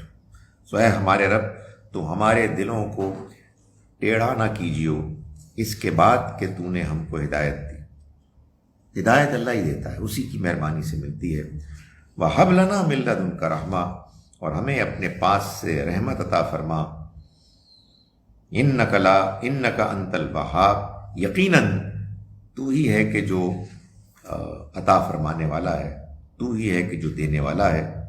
رَبَّنَا إِنَّكَ جَامِعُ النَّاسِ لِيَوْمٍ لَا رَيْبَ فِيهِ، اے ہمارے رب تو انسانوں کو جمع کرنے والا ہے ایک ایسے دن لا ریب فیہ، جس کے آنے میں کوئی شبہ نہیں ہے. وہ دن آ کے رہے گا. ان اللہ لا یخلف المیعاد، یقیناً اللہ اپنے وعدوں کو کی خلاف ورزی کرنے والا نہیں ہے. یعنی اس کا یہ وعدہ کہ موت کے بعد ایک زندگی اور آئے گی جس میں انسانوں کا حساب کتاب ہوگا، وہ لازماً دن آ کے رہے گا. یہ اللہ کا وعدہ ہے اور اللہ اپنے وعدوں کی کبھی خلاف ورزی نہیں کرتا. میں ان آیات کا ترجمہ ایک مرتبہ آپ کے سامنے پھر رکھ رہا ہوں، اس کے بعد پھر سوال جواب کا موقع آئے گا. بسم اللہ الرحمن الرحیم. الف لام میم، یہ سورہ الف لام میم ہے. اللہ لا الہ الا ہو، اللہ نہیں ہے کوئی معبود سوائے اس کے. الحی القیوم، وہ زندہ ہے، سب کو قائم رکھنے والا ہے. نزل علیک الکتاب بالحق، اس نے اہتمام کے ساتھ نازل کی آپ پر اے پیغمبر صلی اللہ علیہ وسلم یہ کتاب بالحق، حق کو واضح کرنے والی، حق بیان کرنے والی. مصدقاً، یہ مطابق بن کر آئی ہے لما اس کی کہ جو بین یدیہ اس سے پہلے موجود ہیں، یعنی اس کی پیشن گوئیاں جو اس سے پہلے موجود تھی۔ وَأَنزَلَ التَّوْرَاةَ وَالْإِنجِيلَ اور اس نے پہلے تورات اور انجیل نازل کی، من قبل اس سے پہلے، ہدی للناس لوگوں کی ہدایت کے لیے، وَأَنزَلَ الْفُرْقَانَ اور اب اس نے اس الفرقان صحیح اور غلط میں فرق کر دینے والی کتاب کو نازل فرمایا۔ ان الذین کفروا یقیناً وہ لوگ کہ جنہوں نے جان بوجھ کر انکار کیا، بآیات اللہ اللہ کی آیات کا، لہم عذاب شدید ان کے لیے سخت عذاب ہوگا، واللہ عزیز ذو انتقام اور اللہ زبردست ہے، انتقام لینے والا ہے۔ ان اللہ لا یخفی علیہ شیء اللہ نہیں چھپا ہوا اس سے کچھ بھی، فی الارض ولا فی السماء نہ زمین میں اور نہ آسمان میں، هو الذی یصورکم فی الارحام کیف یشاء وہی ہے کہ جو صورت گری کرتا ہے تمہاری، صورتیں دیتا ہے تم کو ماؤں کے رحم میں جیسی چاہتا ہے۔ لا الہ الا ہو نہیں ہے کوئی معبود سوائے اس کے، العزیز الحکیم وہ زبردست ہے، حکمت والا ہے۔ هو الذی انزل علیک الکتاب وہی ہے کہ جس نے نازل کی آپ پر اے پیغمبر یہ کتاب، منہ آیات محکمات اس میں کچھ آیات وہ ہیں کہ جو محکم ہیں، ہن ام الکتاب وہی اصل کتاب ہے، وَأُخَرُ متشابہات اور کچھ دوسری ہیں کہ جو متشابہات ہیں۔ فَأَمَّا الَّذِينَ فِي قُلُوبِهِمْ زَيْغٌ تو جہاں تک معاملہ ہے ان لوگوں کا کہ جن کے دلوں میں ٹیڑھ ہے، فَيَتَّبِعُونَ تو وہ تو پیچھے پڑ جاتے ہیں، مَا تَشَابَهَ مِنْهُ ان کے کہ جو ان میں سے متشابہ ہیں، ابتغاء الفتنہ فتنے تلاش کرنے کے لیے، وابتغاء تاویلی اور اس کی حقیقت کو جاننے کے لیے، وما یعلم تاویلہ الا اللہ حالانکہ ان کی حقیقت کوئی بھی نہیں جان سکتا سوائے اللہ کے، والراسخون فی العلم اور وہ کہ جو علم میں مضبوط ہیں، راسخ ہیں، یقولون وہ کہتے ہیں، آمنا بھی ہم ایمان لائے اس پر، کل من عند ربنا یہ سب ہمارے رب کی طرف سے ہے، وما یذکر اور نہیں نصیحت حاصل کرتے الا اولو الالباب کوئی بھی سوائے ان کے کہ جو عقل والے ہیں، عقل کو استعمال کرتے ہیں، دیانتداری سے استعمال کرتے ہیں۔ ربنا لا تزغ قلوبنا یہ لوگ ہیں کہ جو دعائیں کرتے ہیں، اے ہمارے رب تو ہمارے دلوں کو ٹیڑھا نہ کیجیو، بعد اذ ہدیتنا اس کے بعد کہ تو نے ہم کو ہدایت دی، وہب لنا من لدنک رحمہ اور تو عنایت کر ہمیں خاص اپنے پاس سے رحمت، انک انت الوہاب یقیناً تو بہت دینے والا ہے، عنایت فرمانے والا ہے۔ ربنا انک جامع الناس اے ہمارے رب یقیناً تو لوگوں کو، انسانوں کو جمع کرنے والا ہے، لیوم لا ریب فیہ ایک ایسے دن جس کے آنے میں کوئی شبہ نہیں، ان اللہ لا یخلف المیعاد یقیناً اللہ وعدوں کی خلاف ورزی کرنے والا نہیں ہے۔ اقول قولی ھذا واستغفر اللہ لی ولکم۔ اس سے پہلے کہ میں آپ کے سوالات لوں، ہم کافی عرصے بعد یہاں اس قرآن کلاس کے لیے جمع ہو رہے ہیں۔ میں نے اس سے پہلے جو کلاسز لی ہیں ان میں کم ہی ایسا ہوا کہ میں نے کلاس لی ہو اور ہمارے مرحوم بھائی دوست اختر کراچا صاحب یہاں بیٹھے ہوتے تھے اور بہت ریگولر ہوتے تھے، بہت دلچسپی سے سنتے تھے، خاموش طبیعت انسان تھے، بہت شریف انسان تھے، دین سے، اللہ کے پیغام سے ان کو بڑی محبت تھی۔ جانتا تو میں ان کو 10-12 سال سے تھا، مگر وہ پچھلے 2-3 سال سے بہت زیادہ دوستی ہو گئی تھی، اور نہ جانے کیوں وہ پچھلے 1-8 سال سے کہنے لگے تھے کہ اب مجھے موت سے ڈر نہیں لگتا، آئی لک فارورڈ ٹو اٹ۔ کمال ہے، میں کہتے ہیں خبر کیوں بات کر رہے ہیں، مگر اللہ نے ان کو اپنے پاس بلانا تھا۔ آج سے 4 مہینے ہو گئے، تو 4 مہینے سے 1-2 دن زیادہ ہو گئے، کورونا وائرس ہی کے وہ نظر ہو گئے۔ اللہ تعالیٰ سے دعا ہے کہ اللہ تعالیٰ ان کی مغفرت فرمائے۔ اللہم صلی علی محمد وعلی آل محمد کما صلیت علی ابراہیم وعلی آل ابراہیم انک حمید مجید۔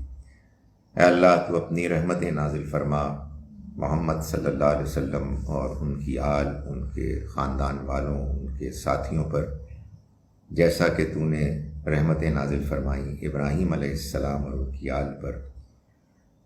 یقیناً تو بہت تعریف کیا گیا بزرگی والا ہے۔ اللہم اغفر لہ ورحمہ، اے اللہ تو اختر پراچا صاحب مرحوم کی مغفرت فرما دے، ان پر رحم فرما۔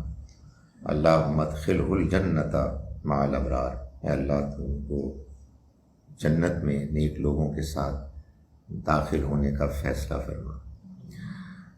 اللہم نقی خطایا، اے اللہ تو ان کی خطاؤں کو دھو دے، کما ینقی الثوب الابیض من الدنس، جیسے کپڑا، سفید کپڑا دھل کر بالکل پاک صاف ہو جاتا ہے۔ اللہم یسر لہ ورحمہ، اے اللہ تو ان کے لیے آسانیاں فرما، ان پر رحم فرما۔ اے اللہ تو ہم سب کو یہ توفیق دے کہ ہم تیرے راستے پر چلتے رہیں، اور ہم جیسے یہاں ملتے ہیں، خدایا تو اپنی مہربانی سے ہمیں وہاں بھی اکٹھا کر۔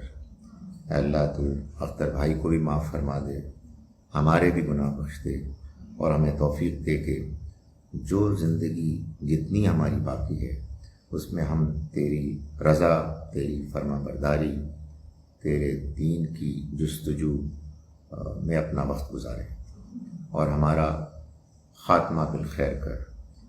ہم اس دنیا سے رخصت نہ ہوں مگر یہ کہ ہم تجھ سے صدق دل سے معافی مانگ چکے ہوں، اور ہمارا دل بالکل پاک صاف ہو چکا ہو۔ وصلی اللہ تعالیٰ علی خیر خلقہ محمد وآلہ وصحبہ وذریاتہ اجمعین برحمتک۔ جی جناب، سوال یہاں آپ لیں گے مائک تو آپ سوال کریں گے، ورنہ سوال کی اجازت نہیں ہے۔ یہ بہت اچھی بات ہے، سوال ہے ہی نہیں، الحمدللہ۔ سوال نہ ہونا تو ایک اتنی بڑی خوشخبری ہے۔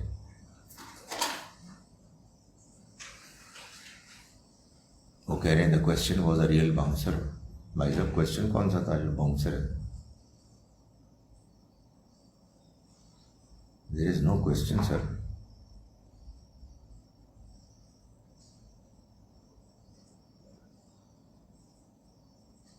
سبحان اللہ،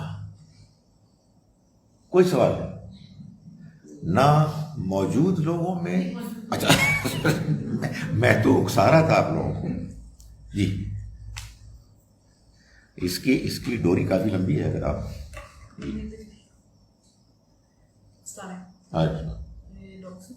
جو آپ نے ہم نے بھی صورت پڑھی اور اس میں جو تھا کہ جیسے جو لوگ ہیں وہ کسی بھی صورت میں جو ہے مطلب مانتے نہیں اور انکار کر دیتے ہیں، تو اور جیسے مجھے ایگزامپل نہیں دینی آ رہی، مطلب کیا لاجک ایسا ہے، مطلب قرآن آپ کے سامنے جیسے آ چکا ہے، ایز اے مسلمان ہمارے سامنے ایک چیز جیتی جاگتی کتاب ہے ہمارے پاس، اور اس کے باوجود جیسے کچھ بچے ہی ہیں جن کو کچھ آیتوں پہ اعتراض ہے، جیسے عدت کی آیت ہے، جیسے اور ڈفرینٹ آیتیں ہیں، تو ان کو کیسے شیورٹی دلائیں کہ اللہ تعالیٰ نے کوئی ناانصافی نہیں کی، اللہ تعالیٰ کی ہر بات میں کوئی نہ کوئی لاجک ہے. میں تو اتنی پڑھی ہوئی نہیں ہوں، میں لاجک نہیں دے سکتی. تو وہ اس کو کیسے کلیئر کریں تاکہ ان کی جو ہے اللہ کی باتوں پہ ان کو یقین آئے اور وہ اللہ کی باتوں کو مانیں کہ اللہ نے، جیسے بھی ہم نے پڑھا بھی کہ اللہ کی بات حق ہے. مطلب ہماری ایج میں ہے کہ سمینا و اطانا، لیکن ہم اللہ کا شکر ہے، ہم دیکھتے ہیں کہ ہمارے بچے بڑے ہو رہے ہیں تو ہم کوشش کرتے ہیں کہ نہیں، ہمیں لاجک کے ساتھ بھی سیکھنا ہے. وہ زمانہ سمینا و اطانا والا تو تھا، الحمدللہ ہمارے پہ تو اثر ہو گیا، بٹ ہمیں سیکھنا ہے، اور اگر ہم سے کوئی پوچھے تو ہمیں جواب بھی دینا ہے، ماشاءاللہ لاجک کے ساتھ دینا ہے، سمجھانا ہے. لیکن جب بچے بہت زیادہ اس بات پہ آ جائیں کہ نہیں اللہ تعالیٰ نے اتنی زیادہ کیسے ناانصافی کر دی، تو وہ پھر وہ کیا کریں؟ کیونکہ اللہ نے تو ایک بار کہہ دیا اللہ رہے گا فی، پھر اب دوسری بار اب پھر کہہ دیا صورت میں کہ شک کرنے کی ضرورت نہیں ہے، اللہ کی بات حق ہے.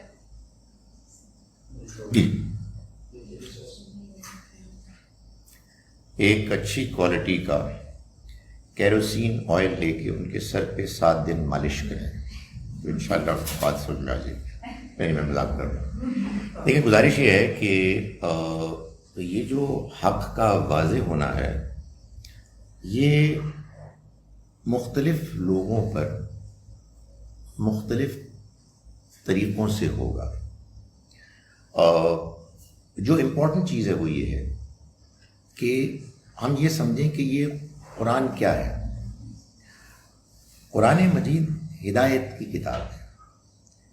ہدایت کی کتاب ہونے کا کیا مطلب ہے؟ اس کا مطلب یہ ہے کہ دنیا کی زندگی اپنے نوعیت کے لحاظ سے بائی ڈیزائن ایک پزل ہے، یعنی سیریس قسم کے سوالات ہیں. جو انسان اس دنیا میں رہتا ہے، زندہ ہے، سوچتا ہے، وہ ان سوالات سے بھاگ نہیں سکتا. 2 ہی طریقے ہیں. ایک طریقہ یہ کہ بندہ کہے یار آئی ایم ناٹ انٹرسٹڈ، مل گئی ہے زندگی، بلے بلے بلے، اس کو انجوائے کرو، باقی سوچو ہی نہ. یہ امید ہے انشاءاللہ کچھ دنوں کے بعد یہ تو جو اس وقت سوچ رہا ہے اس کی سوچ سے وہ باہر آ جائے گا. کیونکہ دنیا میں انسان کو جھٹکے پڑتے ہیں اور آدمی مجبور ہوتا ہے سوچنے پر، سوائے اس لیے کہ بندہ ضدی ہو اور اسے وہ فیصلہ کر لے جی کہ میں نے اپنی ایک فیصلہ کر لیا اپنی زندگی کے بارے میں، and I'm not going to change. تو وہ اللہ نہ کرے کہ کسی کے اندر بھی یہ ضد پیدا ہو. باقی یہ ہے کہ سوالات ہوتے ہیں، جینوئن ہوتے ہیں. ہمارا کام کسی کو مجبور کرنا نہیں ہے، نہ ہم کسی کو مجبور کر سکتے ہیں. ہمارا کام ہے دیانتداری سے دوسرے تک بات پہنچانا، اس کے لیے دعا کرنا، اور اگر اپنی کوئی مانی ہوئی بات غلط سمجھ میں غلط نظر آ جائے تو مان لینا. کیونکہ میں نے یہ دیکھا ہے کہ ہم لوگ بھی یہ کوتاہی کرتے ہیں کہ ہم لوگ اصرار کرتے ہیں جی یہ ٹھیک ہے، تو اگلا پوچھتے جی کیسے ٹھیک ہے؟ ہم کہتے ہیں ٹھیک ہے اللہ نے کہا ہے. تو وہ کہے گا جی یہی تو مسئلہ ہے کہ اللہ نے کہا بھی ہے کہ نہیں کہا. تو اب ظاہر ہے کہ سوالات ہوں گے. میں نہیں سمجھا کہ عدت میں کیا پرابلم ہے. عدت میں اکثر پرابلمز مسلمانوں نے خود پیدا کیے ہیں، اللہ میاں نے کی نہیں ہے. اور مسلمانوں نے کیوں کیے ہیں؟ اس لیے کہ وہ ہندوؤں کے ساتھ رہتے تھے. تو اس میں اللہ کی کتاب کا کیا قصور ہے؟ عدت میں تو اللہ تعالیٰ نے ایک ہی بات بیان کی ہے کہ عورت کو جب طلاق ہوگی، عورت کو طلاق ہو یا وہ بیوہ ہو، ایک پرابلم ہے، وہ یہ ہے کہ وہ پریگننٹ ہے یا نہیں ہے. اس کے لیے اسے انتظار کرنا ہے. آپ کہہ سکتے ہیں وہ پریگننسی ٹیسٹ کرا لے، بھائی وہ تو اب ہوتا ہے نا، پہلے تو نہیں ہوتا تھا. تو یہ ضروری تھا کہ یہ طے کیا جائے کہ اس سے پہلے کہ یہ خاتون کہیں اور نکاح کریں اتنا پیریڈ گزر جائے کہ جس کے بعد ہم یہ کانفیڈنٹلی کہہ سکیں کہ یا تو یہ پریگننٹ نہیں ہے یا یہ کلیئرلی پریگننٹ ہے. بس یہ بات کہ ان کو کسی کمرے میں بند کر دیا جائے اور کوئی بات چیت نہ ہو، یہ تو کہیں کہا ہی نہیں گیا ہے۔ آپ کو میں سورہ بقرہ کی آیت میں بھیجتا ہوں، آپ کو میں دوبارہ بھیج دوں گا۔ اس میں آپ سوچئے اللہ تعالیٰ یہ کہہ رہے ہیں کہ دیکھو بھائی، یہ جو عورتیں عدت میں ہوتی ہیں نا، بیوہ، تم دیکھو ان سے ڈائریکٹلی بات نہ کرو نکاح کی، البتہ انڈائریکٹلی کوئی اشارہ کر دو تو اور بات ہے۔ یہ ہمیں معلوم ہے تم ان سے بات چیت کرو گے، سوچو گے، وہ حالات تھے وہاں۔ تو ہم نے اس کو اس طرح سے بنا دیا کہ جو عورت ہے وہ جب بیوہ ہو جائے تو مطلب یہ ہے کہ 4 مہینے 10 دن تو اس کی زندگی ختم ہو گئی۔ نہیں، کچھ بھی ختم نہیں، سوائے اس کے کہ وہ نیکسٹ نکاح کرنے سے پہلے اس ڈیوریشن سے گزرے کہ جس میں کہ یہ بات طے ہو کہ آیا وہ پچھلے شوہر، مرحوم شوہر یا جس نے طلاق دی ہے، اس سے کہیں پریگننٹ تو نہیں ہے۔ طلاق میں ایک اور حکمت بھی ہے کہ اس عدت کے دوران شوہر رجوع بھی کر سکتا ہے، اس کو ٹائم ملتا ہے۔ اچھا، آپ کہیں گے کہ ٹیسٹ کرا لیں۔ ایک زمانے میں اس سے متاثر تھا، پھر یہ معلوم ہوا کہ بعض نان مسلم ڈاکٹرز نے یہ بتایا کہ ٹیسٹ جو ہے وہ لازماً آخری حد تک اس بات کو گارنٹیڈ طور پر نہیں بتاتا کہ یہ پریگننٹ نہیں ہے۔ بعض اوقات بڑی دیر کے بعد معلوم ہوتا ہے۔ I don't know, maybe it's wrong, maybe it's right, but کہنے کا مقصد یہ ہے کہ دین کی ہر بات میں حکمت ہے، مگر کیا ہوتا ہے کہ ہم لوگ اس کو چونکہ سمجھنے میں بعض اوقات غلطی کرتے ہیں، اور ہم چونکہ جذباتی طور پر مان چکے ہوتے ہیں تو ہم کہتے ہیں اے گل صحیح ہے تے جناب اس طرح ہی ہے۔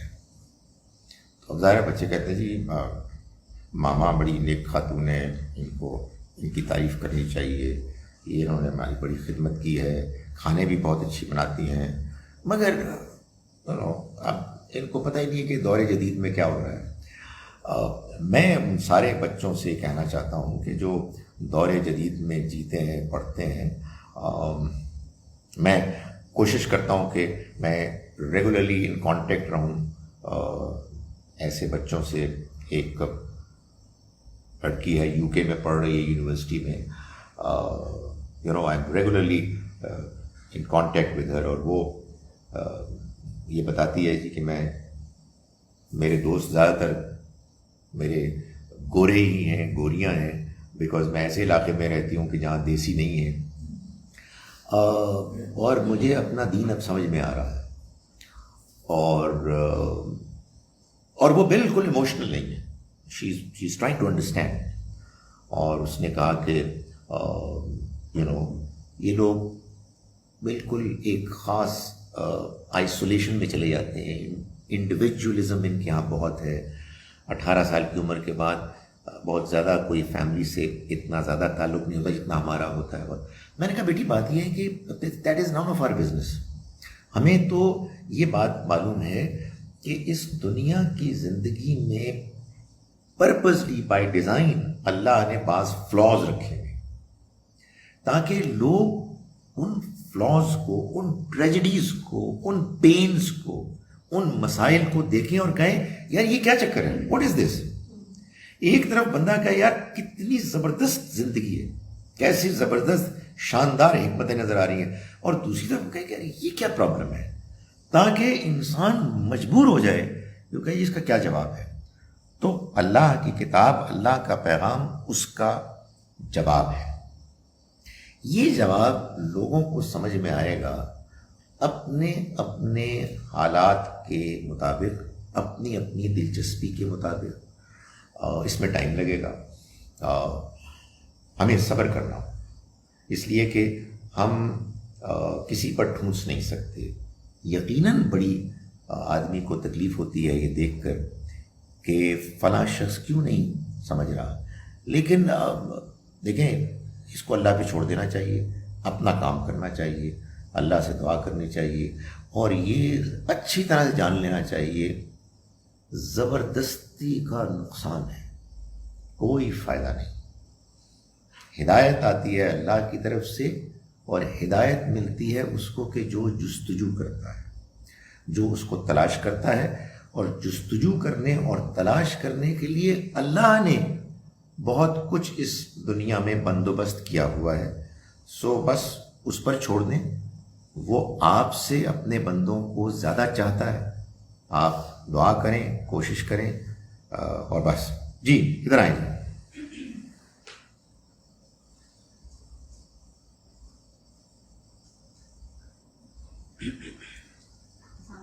وعلیکم السلام. اچھا ایسا ہے کہ جو تھوڑی دیر لاسٹ پارٹ سنی تھی آپ کی، ایسا ہے کہ جب بولا جاتا ہے کہ کسی چیز کے پیچھے اس طرح سے پڑ جاتے ہیں کہ جس طرح نہیں پڑھنا چاہیے، ٹھیک ہے، اور کیا کہتے ہیں، جب میرے جیسے لوگ اس طرح سے سنتے ہیں تو ان کو لگتا ہے کہ ان کی بات ہو رہی ہے، ٹھیک ہے. Because being an over thinker, آپ کو ہر چیز کا ایسپیکٹ پتہ ہونا چاہیے، ٹھیک ہے. آپ کو کچھ متشابہات ہیں جیسے کہ ان کے پیچھے آئے گا ان کی بات ہو رہی ہے کہ نہیں پڑھنا چاہیے یا جو بھی سین ہے، ٹھیک ہے.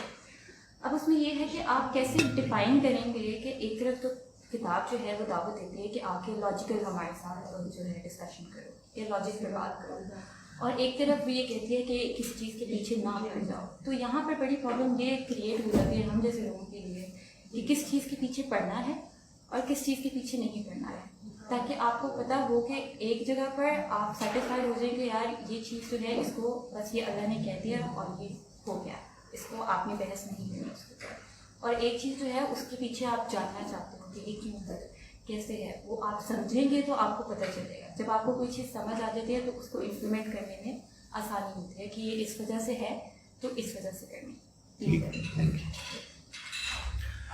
اب دیکھیے، میں نے یہ بات بتائی تھی کہ یہ جو متشابہات آیات ہیں یہ اصل میں اس دنیا کا بیان ہے جس دنیا کو ہم انسانوں نے دیکھا ہی نہیں ہے.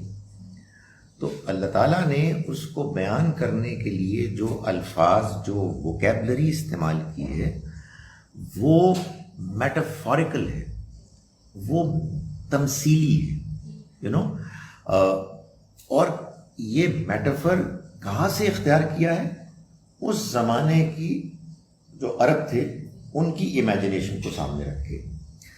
چنانچہ اس میں جو نہریں ہیں وہ ہیں بھی اور نہیں بھی ہیں.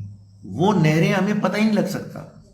یہاں کی ایک مثال لے کے وہاں بیان کیا گیا ہے. قالین ہیں، گاؤ تکیے ہیں، کھجور ہیں، انگور ہیں، انار. یہ کیا ہیں؟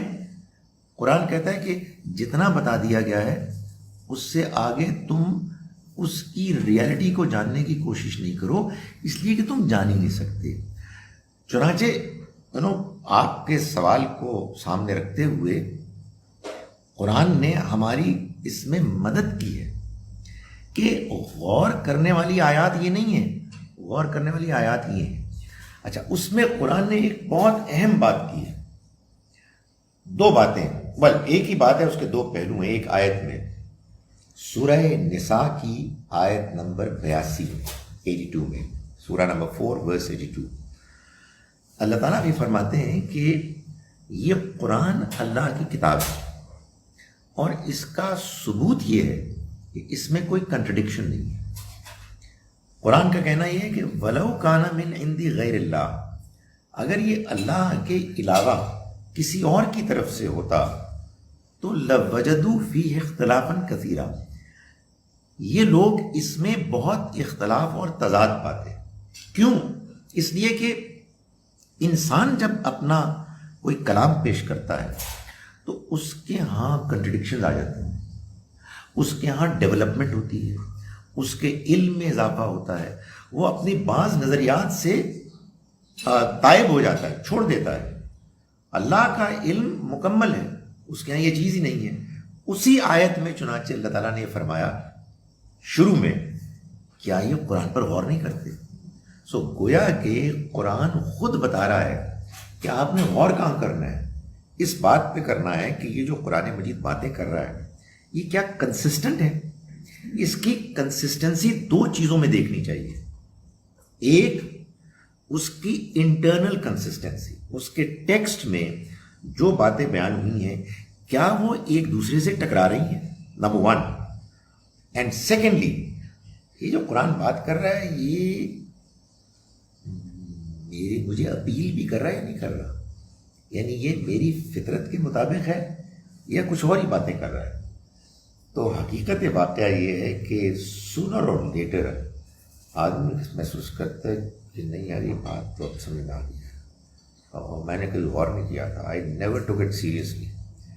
میں نے اسی لیے ایک پہلے سوال کے جواب میں کہا اس کے لیے اپنا ٹائم لگتا ہے. میں ابھی کسی کو بتا رہا تھا کہ ہمارے یہاں تو پتہ نہیں کیا دین سمجھا ہے لوگوں نے، کیسے سمجھا ہے، کیسے مانتے ہیں. مجھے بڑی پریشانی ہوتی ہے اس لیے کہ آنیسٹلی جیسے ہم لوگوں نے دین سمجھا ہے نا، ویسا دین ہندوؤں نے بھی سمجھا ہے، ویسا سکھوں نے بھی سمجھا ہے، ویسا عیسائیوں نے بھی سمجھا ہے. وہ کیا سمجھنا ہے یار کہ آپ جذباتی طور پر سمجھ رہے ہیں اور کہہ رہے ہیں جی ہم ٹھیک کہتے ہیں، میرے والدین ٹھیک کہتے تھے، ان کے والدین بھی ٹھیک کہتے تھے.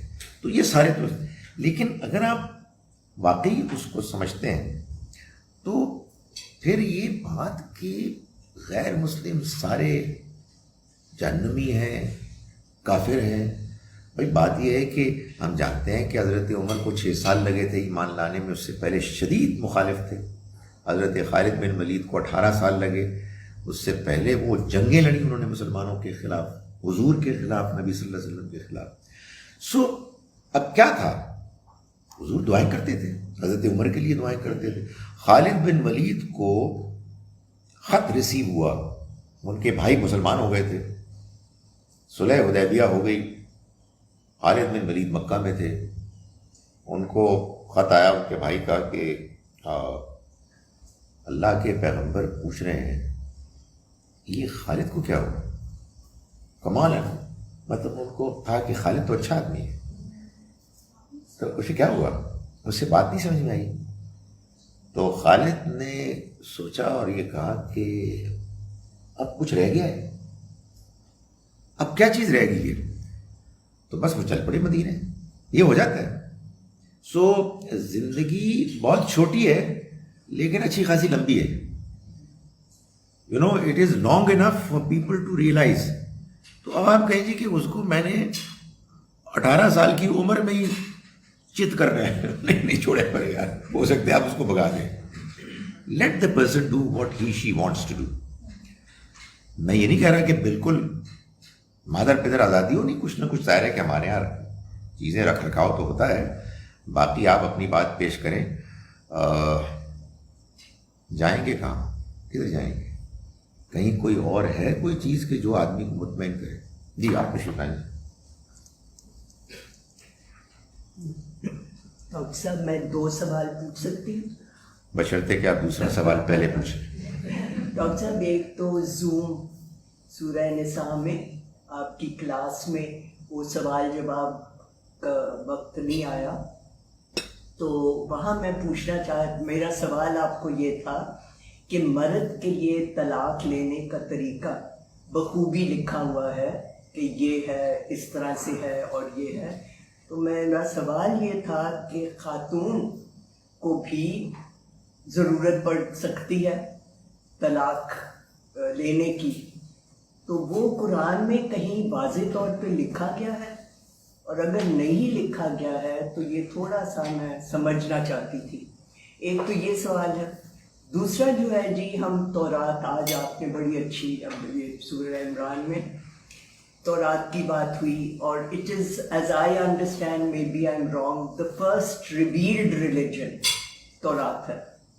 اور بہت تفصیل سے یہ ساری باتیں جو اولڈ ٹیسٹمنٹ میں اور پھر قرآن حکیم میں آئی ہیں، وہ وہی باتیں سامنے آتی چلی گئی ہیں. آپ نے یہ بھی بات کی کہ مشابہات کی آج ذکر ہوا ہے، ایلیگریز بہت سارے ہیں، جنت جہنم کی جو کہانی ہے، لیکن بہت سی ایسی چیزیں ہیں جو کہ آپ نے کہا کہ اس زمانے کے لیے تاکہ وہ سمجھ سکے بدو، تو وہ باتیں بھی ان کی زبان میں بتائی گئی ہیں. میں یہ آپ سے پوچھنا چاہتی ہوں کہ بہت ضروری ہے 21ویں صدی میں کہ ہم فی الحال جو لوگ یہاں پہ ہیں، چاہے کہیں بھی ہوں دنیا میں، ان کی زبان میں ہم نے قرآن حکیم اور اپنے مذہب کو سمجھانا ہے. तो वो किस तरीके से, और इज्मा इज्तिहाद की हम बात करते हैं लेकिन उसका इस्तेमाल मैं कहीं देखती नहीं हूँ। और मैं समझती हूँ कि कुछ इस्लामी दुनिया को इकट्ठे होके हमें शिया सुन्नी के झगड़ों की बजाय ये देखना चाहिए कि 21वीं सदी में वो कुरान क्या, उसकी टीचिंग क्या होनी चाहिए। यानी एक हम चांद के ऊपर नहीं एग्री कर सकते। जी, अब आपने मेरे लिए काम, मेरा पहला ख्याल था कि मुश्किल किया, अब बहुत आसान कर दिया। अच्छा। अब मेरी मर्जी है मैं जिस सवाल का भी जवाब दूँ। गुजारिश ये है कि let me do it in the reverse order. देखें, शिया सुन्नी इख्तलाफ कम से कम क़यामत तक तो ठीक नहीं हो सकता, तो ये ऐसे ही रहेगा। उसको रहने दें ऐसे ही। वजह यह है कि असल में इख्तलाफ से कैरेक्टर की स्ट्रेंथ मालूम होती है।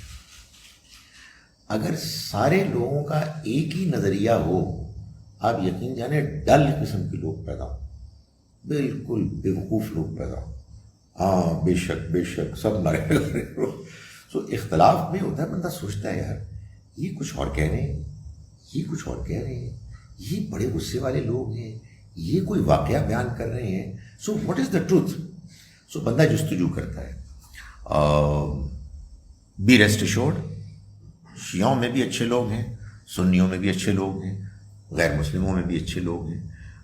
खुदा ने इस दुनिया को, मौजूदा दुनिया को ऐसे ही डिज़ाइन किया है हमारे लिए कि इसमें हमारा इम्तिहान ऐसा है।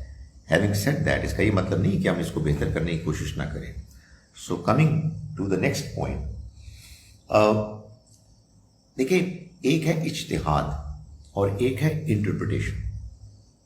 मैं समझता हूँ दोनों की ज़रूरत है, फ्रेश इज्तिहाद और फ्रेश इंटरप्रिटेशन। वाई? इज्तिहाद तो एक मजबूरी है भाई। बात यह है कि अब जब इंटरनेट आ गया तो अब ये तो सवाल पैदा होता है ना कि अब इसको कैसे डील करना है। ऑर्गन डोनेशन का इम्कान तो पैदा हो चुका है, डीएनए टेस्ट होते हैं, कल को जेंडर चेंज हो जाए किसी का, इसका इम्कान है। So you have got to answer these questions. सो इज्तिहाद इसी को कहते हैं कि जो नई डेवलपमेंट्स हो रही हैं उन डेवलपमेंट्स में दीन का क्या रवैया है, दीन का क्या जवाब है। इंटरप्रिटेशन इससे ज़रा डिफरेंट होती है चीज़। इंटरप्रिटेशन ये कि टेक्स्ट में एक बात लिखी हुई है, आपने उसको समझना है। मैं ये कह रहा हूं कि इंटरप्रिटेशन फ्रेश होनी चाहिए, इसलिए नहीं कि आप कोई नई राह तलाश करना चाहते, बल्कि इसलिए बाज़ औक़ात पुराने लोगों को नहीं, पुराने लोगों को बाज़ चीज़ों में इंटरप्रेट करने का मौका नहीं मिला क्योंकि उनके ऊपर प्रेशर ही नहीं पड़ा, उन्होंने रियलाइज ही नहीं किया। मैं आपको I will give you 2 examples. एक मिसाल है गुलामों लौंडियों की। एक अरसे तक सदियों इंटरप्रेट होता रहा हमारे यहाँ कि जी ये गुलाम लौंडियाँ थीं, गुलाम लौंडियाँ हैं, गुलाम लौंडियाँ होंगी। पता क्या है, खुदा दे वास्ते यार गुलाम लौंडियाँ है, वो होश करो सर। मतलब ये कि आप तसव्वुर नहीं कर सकते कि इंसानों की एक कैटेगरी है जो आपने बंद कर दी है। सो अब जाहिर है कि मैं 20वीं 21वीं सदी में कुरान पढ़ रहा हूँ। एक जानिब मुझे कुरान को समझना है विद व्यू टू अंडरस्टैंड कि अल्लाह की किताब है या नहीं है, दूसरी जानिब इस तरह के सवालात हैं और बंदा कहे यार ये गुलाम लौंडी, पता नहीं यार ये कैसे हो सकता है अल्लाह की किताब में। वही वाली बात है। अब अल्लाह की किताब का कमाल ये है कि उसमें अल्लाह ताला ने जो कुछ बयान किया है वो बयान अगर आप ध्यान से पढ़ें, गौर के साथ पढ़ें, तो आप ये महसूस करेंगे कि उसकी एक एक बात समझ में आने वाली है। غلاموں اور لونڈیوں کے مسئلے کو، اب یہ میرا موضوع نہیں ہے اس وقت، میں انہیں صرف ایک ایگزامپل دی ہے. آپ پڑھتے ہیں اس سنجیدگی کے ساتھ، اس ٹینشن کے ساتھ، اس پریشر کے ساتھ کہ جی یہ ہے کیا بھائی، یہ ہے کیا. تو آپ یقین جانے آپ کو محسوس ہوگا قرآن کلیئرلی آپ کو بتائے گا کہ یہ کچھ بھی نہیں ہے. یہ ایک زمانے کی پرابلم تھی جس کو خدا تعالیٰ نے حد درجے حکیمانہ طریقے سے ختم کیا ہے، فیز آؤٹ کیا ہے. یہ قرآن میں لکھا ہوا ہے. وہ میں نے آپ کو 2 مثالیں کہیں، میری دماغ میں اب مثالوں پہ مثالیں آ رہی ہیں. I'll give you another example.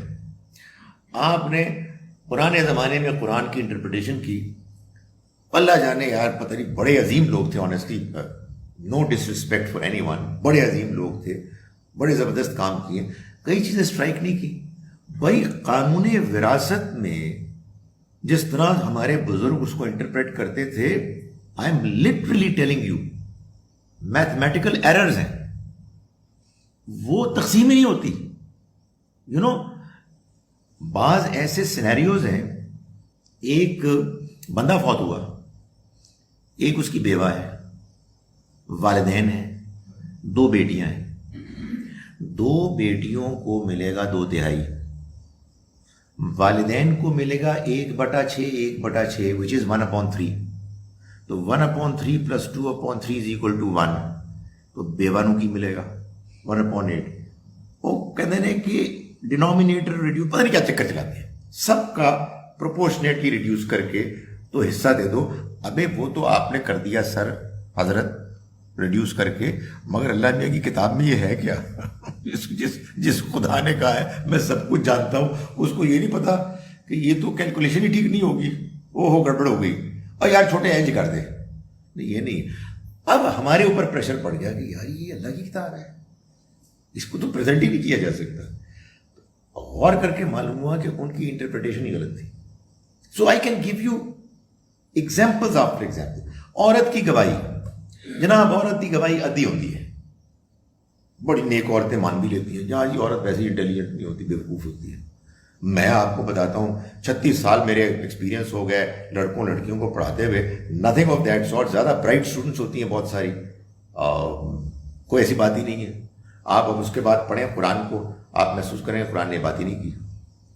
وہ ایک جگہ وہ قرض کے معاملے میں دستاویز لکھنے پر یہ فرمایا کہ 2 عورتوں کو لے لیا کرو تاکہ اگر ایک بھولے تو دوسری یاد کرا دے، وچ اس پورے بیان سے معلوم ہوتا ہے کہ ان کا انٹرسٹ ہی نہیں تھا اس میں.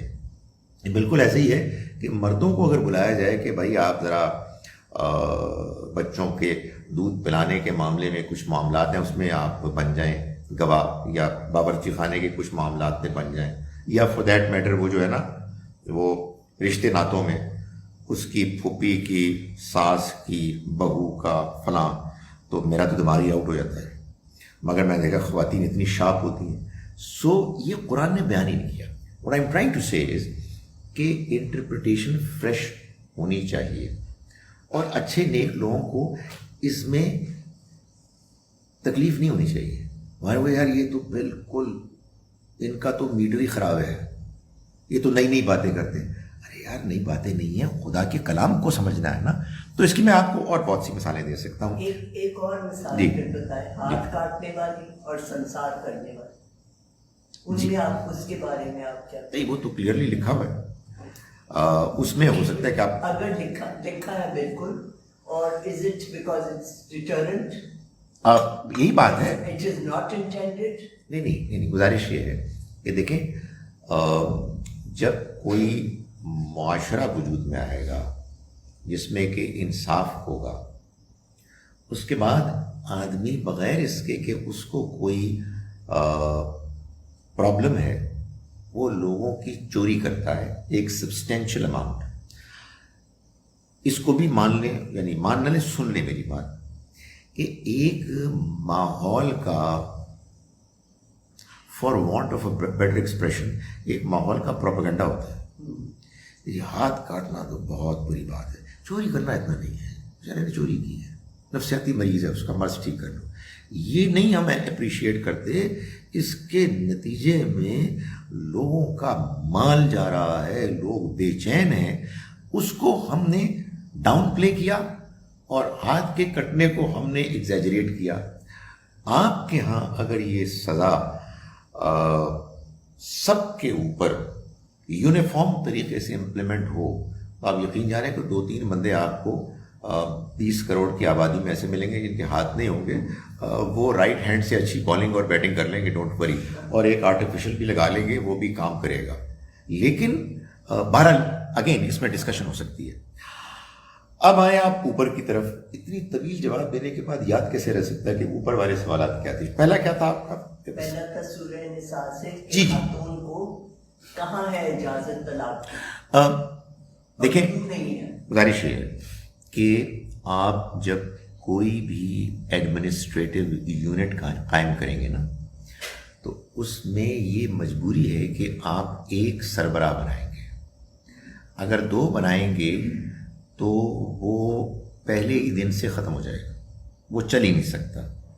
یہ مجبوری تھی. تو اس مجبوری کا جواب یہ بھی ہو سکتا تھا کہ عورتیں سربراہ ہیں, یہ بھی ہو سکتا تھا کہ مرد سربراہ ہیں, یہ بھی ہو سکتا تھا کہ ہر نکاح پہ ٹاس ہو, تو کہ میں کہ تو. یہ بھی ہو سکتا تھا کہ ہر مہینے بدلیں, اس مہینے میں ہوں, اس مہینے تم ہو. تو اللہ تعالیٰ نے اپنی سپریم وزڈم میں یہ فیصلہ کیا کہ یہ مرد کی ذمہ داری ہے فار 2 ریزنز. ایک یہ کہ وہ کماتا ہے اور خرچ کرتا ہے, اور دوسرا یہ کہ اس کے اندر ان معاملات میں کہ جو گھر کے اوور آل دیکھ بھال کے لیے ضروری ہے وہ بیٹر ایکوپڈ ہے. اچھا, میں اس کی ڈیٹیل میں بھی نہیں جا رہا. اگر وہ نہیں ہے تو پھر وہ ایڈجسٹ کرے گا. اگر وہ نہیں کما رہا, وہ کما رہی ہے, تو پھر ایڈجسٹمنٹ ہو جائے گی. اسی میں ایک معاملہ یہ ہے کہ جب ایک گھر بنتا ہے اور پھر اس کے ختم ہونے کا امکان ہوتا ہے, تو یہ فیصلہ کون کرے گا؟ دونوں کریں گے, تو پھر تو دونوں ہی باس ہیں. تو یہ چونکہ مرد کو یہ سٹیٹس دیا گیا, اس لیے اس کو اس کا اختیار دیا گیا, اور اس میں بھی پھر بہت سی چیزیں ملحوظ رکھی گئی جو ہم بالکل ملحوظ نہیں رکھتے. مگر یہ مطلب نہیں ہے کہ عورت اس سے چھٹکارا حاصل نہیں کر سکتی. وہ اس سے طلاق مانگے گی. اگر وہ طلاق دینے میں لیت و لال کرے گا تو پھر وہ معاشرے کے پاس جائے گی, اور کورٹ, پنچایت یا جو بھی, وہ ان کے اس ریلیشن شپ کو ختم کر دیں گے, اس کو نالیفائی کر دیں گے. ہمارے ہاں آج کل نکاح نامے میں چنانچہ یہ ایک لکھا ہوا ہے کہ کیا شوہر اپنی بیوی کو طلاق کا حق تفویض کر رہا ہے؟ تو بہت سارے لوگ اس میں کنونسڈ ہیں کہ یہ اس کو اختیار دے دینا چاہیے, تاکہ جیسے مرد طلاق دیتا ہے عورت بھی طلاق دے دے. میں چونکہ ایک اپنے آپ کو سمجھتا ہوں کہ میں ٹیکسٹ کو اہمیت دینے والا ہوں, جس وجہ سے میں نے چوری کے معاملے میں بھی آپ سے اختلاف کیا, بیکاز اگر ٹیکسٹ ہی نہیں رہا تو پھر تو کچھ بھی نہیں رہا. تو میرے خیال میں تو شوہر ہی کا یہ رائٹ ہے, بیوی طلاق نہیں دے سکتی. البتہ ڈاکٹر صاحب, شوہر کا یہ رائٹ ہے. میں آپ سے یہ پوچھنا چاہتی ہوں کہ بالکل جس طرح کہ آپ نے فرمایا ہے کہ گھر اور فیملی کو بنانے, سجانے, چلانے میں وہ برتری جو آپ فرما رہے ہیں کہ برتری بھی نہیں ہے, رول ہے, ان کا کچھ رول ہے, بیوی کا کچھ اور ہے. لیکن نکاح ایک کانٹریکٹ ہے بٹوین 2 persons اور ایکول پرسنس. میں خاندان کو سجانے کی بات نہیں کر رہی, چلانے کی بات نہیں کر رہی, میں ان دونوں کی.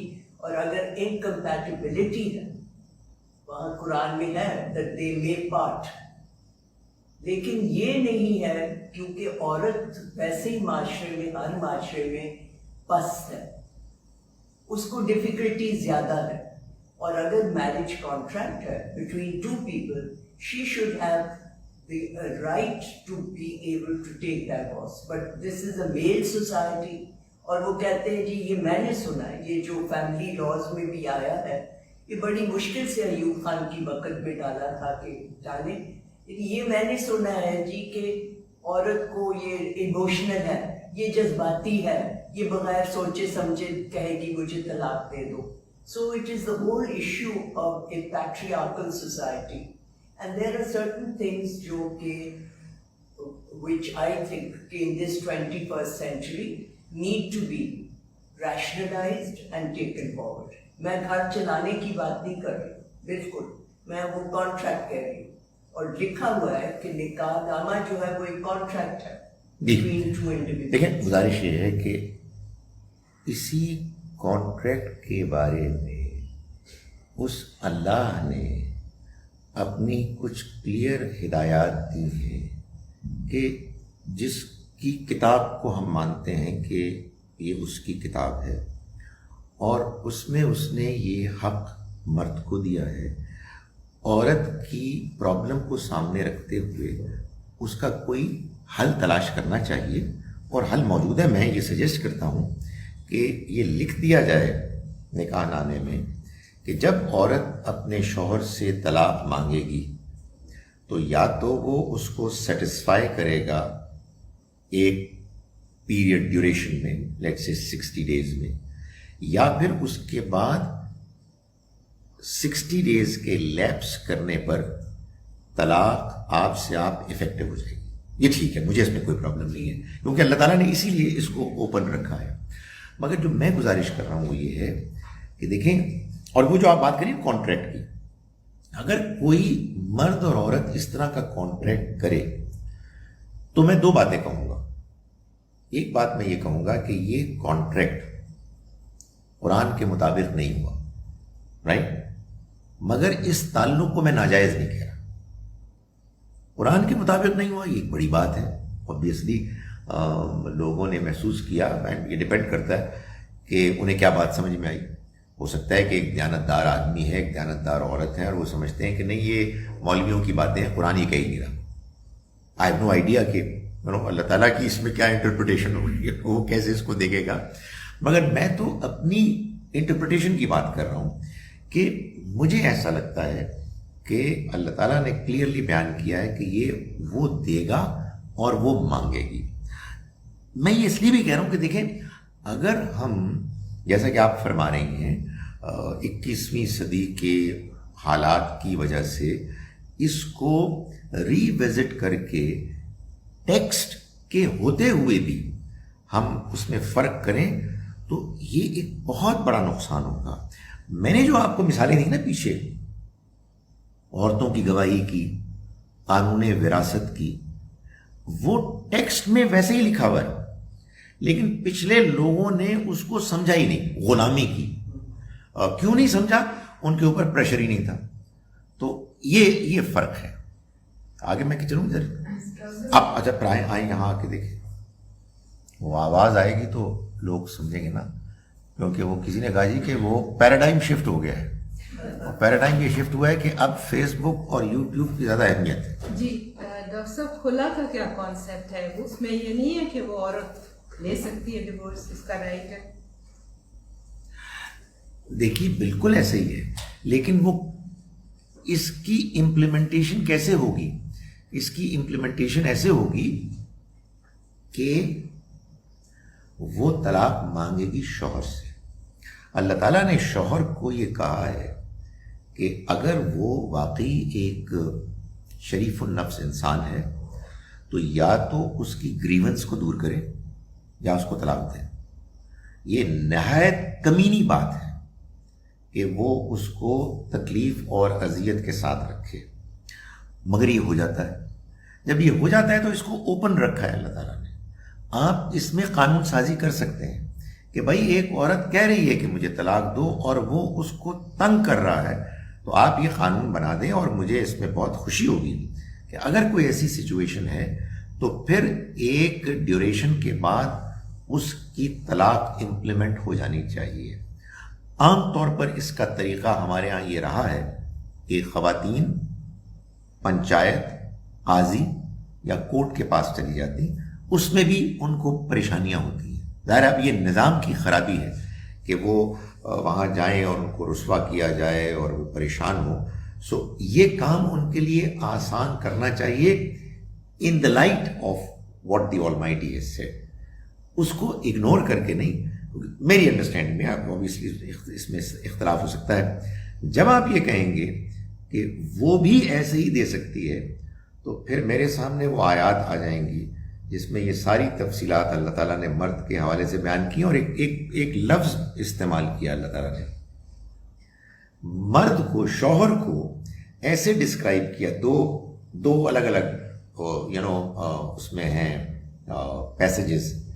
ایک تو یہ کہ باپ کو یہ کہا، بجائے اس کے کہ باپ کا لفظ استعمال کیا جائے، الذی مولود لہ، جس کی اولاد ہے. ماں کو ماں کہا گیا اور باپ کو کہا گیا وہ کہ جس کی اولاد ہے. یعنی اولاد کی ذمہ داری اس کی ہے. یہ مطلب نہیں ہے کہ ماں کی اولاد نہیں ہے، لیکن باپ وہ ہے. اور دوسرا یہ کہا گیا کہ شوہر وہ ہے الذی بیدہ عقدۃ النکاح، وہ کہ جس کے ہاتھ میں نکاح کی ڈوری کا سرا ہے. سو یہ اللہ تعالیٰ نے اس کو ڈیفائن کر دیا. اس لیے ہم اس کے اندر رہتے ہوئے یہ کام کریں گے اور ان گریونسز کو دور کیا جائے گا. یہاں ایک سوال ہے جی کہ کرونا سے جن لوگوں کی وفات ہو رہی ہے، ہو چکی ہے، آپ آگے بھی بڑھا رہے ہیں، آپ کو اللہ تعالیٰ اس کرونا کو ختم کرے، وہ بھی شہید ہیں. شہید ہونے کا مطلب اگر آپ دین میں پوچھ رہے ہیں تو ایک ہی ہے، اور وہ ہے دین کی گواہی.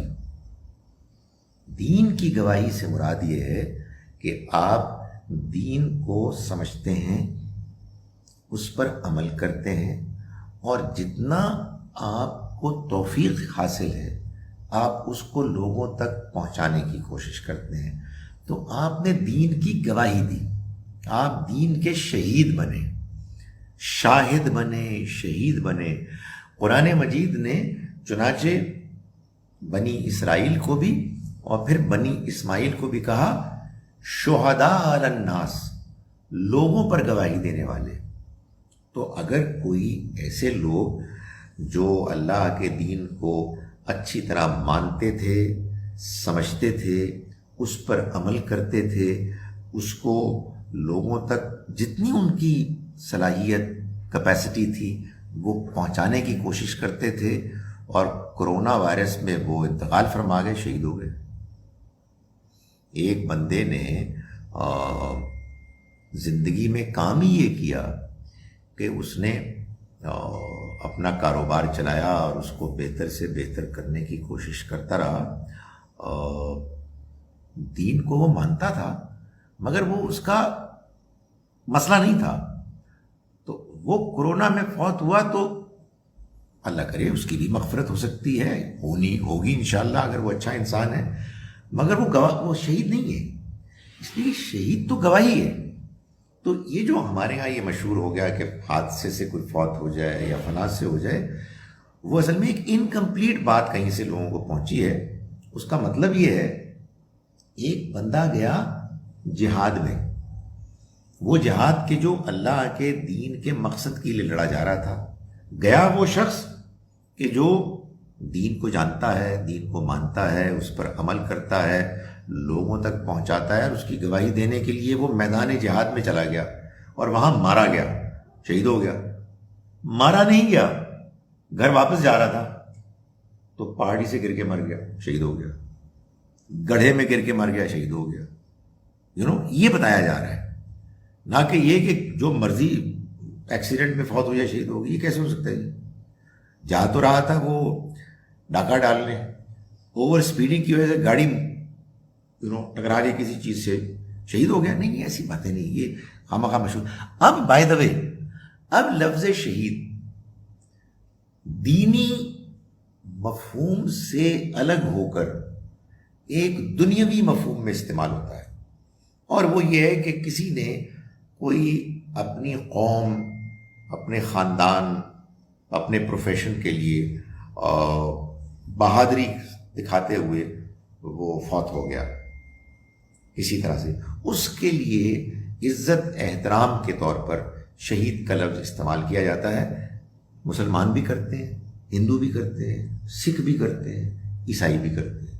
بھئی ہمارا کوئی اجارہ ہے اس لفظ پہ، جو مرضی کرے، لیکن ایک لفظ کی دینی استعمال ہے، وہ استعمال تو اصل میں دین کی انڈرسٹینڈنگ، سمجھ اور اس کو اختیار کرنے سے ہے. It has been proven that women body retains husband's sperms. جی بالکل ٹھیک ہے، ایسے ہی ہے. جی سر یہ ہماری آدمی جو ہے جہاں کہیں بھی لڑکی ہے پارٹی میں یا کہیں انڈیا میں کشمیر میں کہیں بھی، تو یہ شدید ہماری آرمی لڑتی ہے، ڈپینڈ کرتا ہے. آپ ہر بندے کا، ہر فوجی کا الگ الگ اللہ تعالیٰ کا حساب ہوگا کون کس مقصد کے لیے لڑ رہا ہے. مجھے تو اس میں جو ایک بہت پرابلمیٹک سوال تنگ کرتا ہے، وہ سوال یہ ہے کہ میرے رب کا حکم ہے کہ آپ نے کسی بندے کو نہیں مارنا، آپ نے کسی انسان کو نہیں مارنا. جی میرے جنرل کا حکم یہ ہے کہ اس ہندو کو مار دو. تو I have to be convinced. بندہ میں کیسے ماروں؟ یہ بندے مارنا کوئی آسان چیز ہے. ابھی کل ہی مجھے کسی نے کہا کہ یہ بتائیں کہ اگر کوئی انسان ملک کی سلامتی کے لیے خطرہ بن گیا ہے تو کیا اس کو بغیر کسی عدالت کے مارا جا سکتا ہے؟ میں سمجھ گیا کیا کہہ رہے ہو. بالکل سیاسی سوال. میں کہ یا خدا کا واسطہ ہے یار، what are you talking about. مطلب یہ کہ اختلافات ہیں، اس کو اتنا مت بڑھاؤ کہ بندے کو اڑا دو. بندہ اڑانا یار، آپ کتے کو بھی نہیں مار سکتے، بندہ کیسے مار سکتے ہیں آپ؟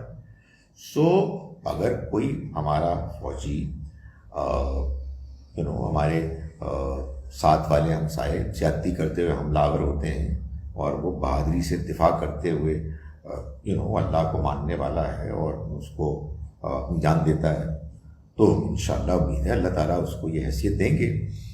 یہ تو حدیث میں آیا بڑی واضح طریقے سے. ایک بندہ ہے جو قیامت کے روز کو پیش کیا جائے گا، اس کو لوگ شہید کہتے تھے، تو اللہ تعالیٰ کہے گا یہ تو جہنم میں جائے گا. تو بھائی میں تو لڑتا لڑتا مرا ہوں.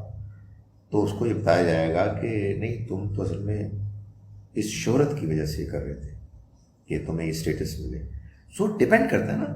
کوئی ایک بندہ ہر ایک جو ہے نا پروفیشن، اس میں ہر ایک کے بارے میں کوئی ایک اسٹیٹمنٹ نہیں دی جا سکتی. ہر ایک کا اپنی اپروچ ہے، اپنی سوچ ہے، اپنا ایٹیچیوڈ ہے، دین کے بارے میں رویہ ہے. ان سب کو ملحوظ رکھ کے یہ ہوگا. آر آلسو شہید، یہ لکھا ہے جناب انہوں نے، people dying from epidemic are also شہید. سبحان اللہ. ٹھیک ہے یار، آپ کی اوپینین سر آنکھوں پر. ہم سب اختلاف کا ایک دوسرے سے حق رکھتے ہیں. میں نے اپنی بات بیان کر دی اور الحمدللہ سوالات ختم ہو گئے. اب ہم مغرب کی نماز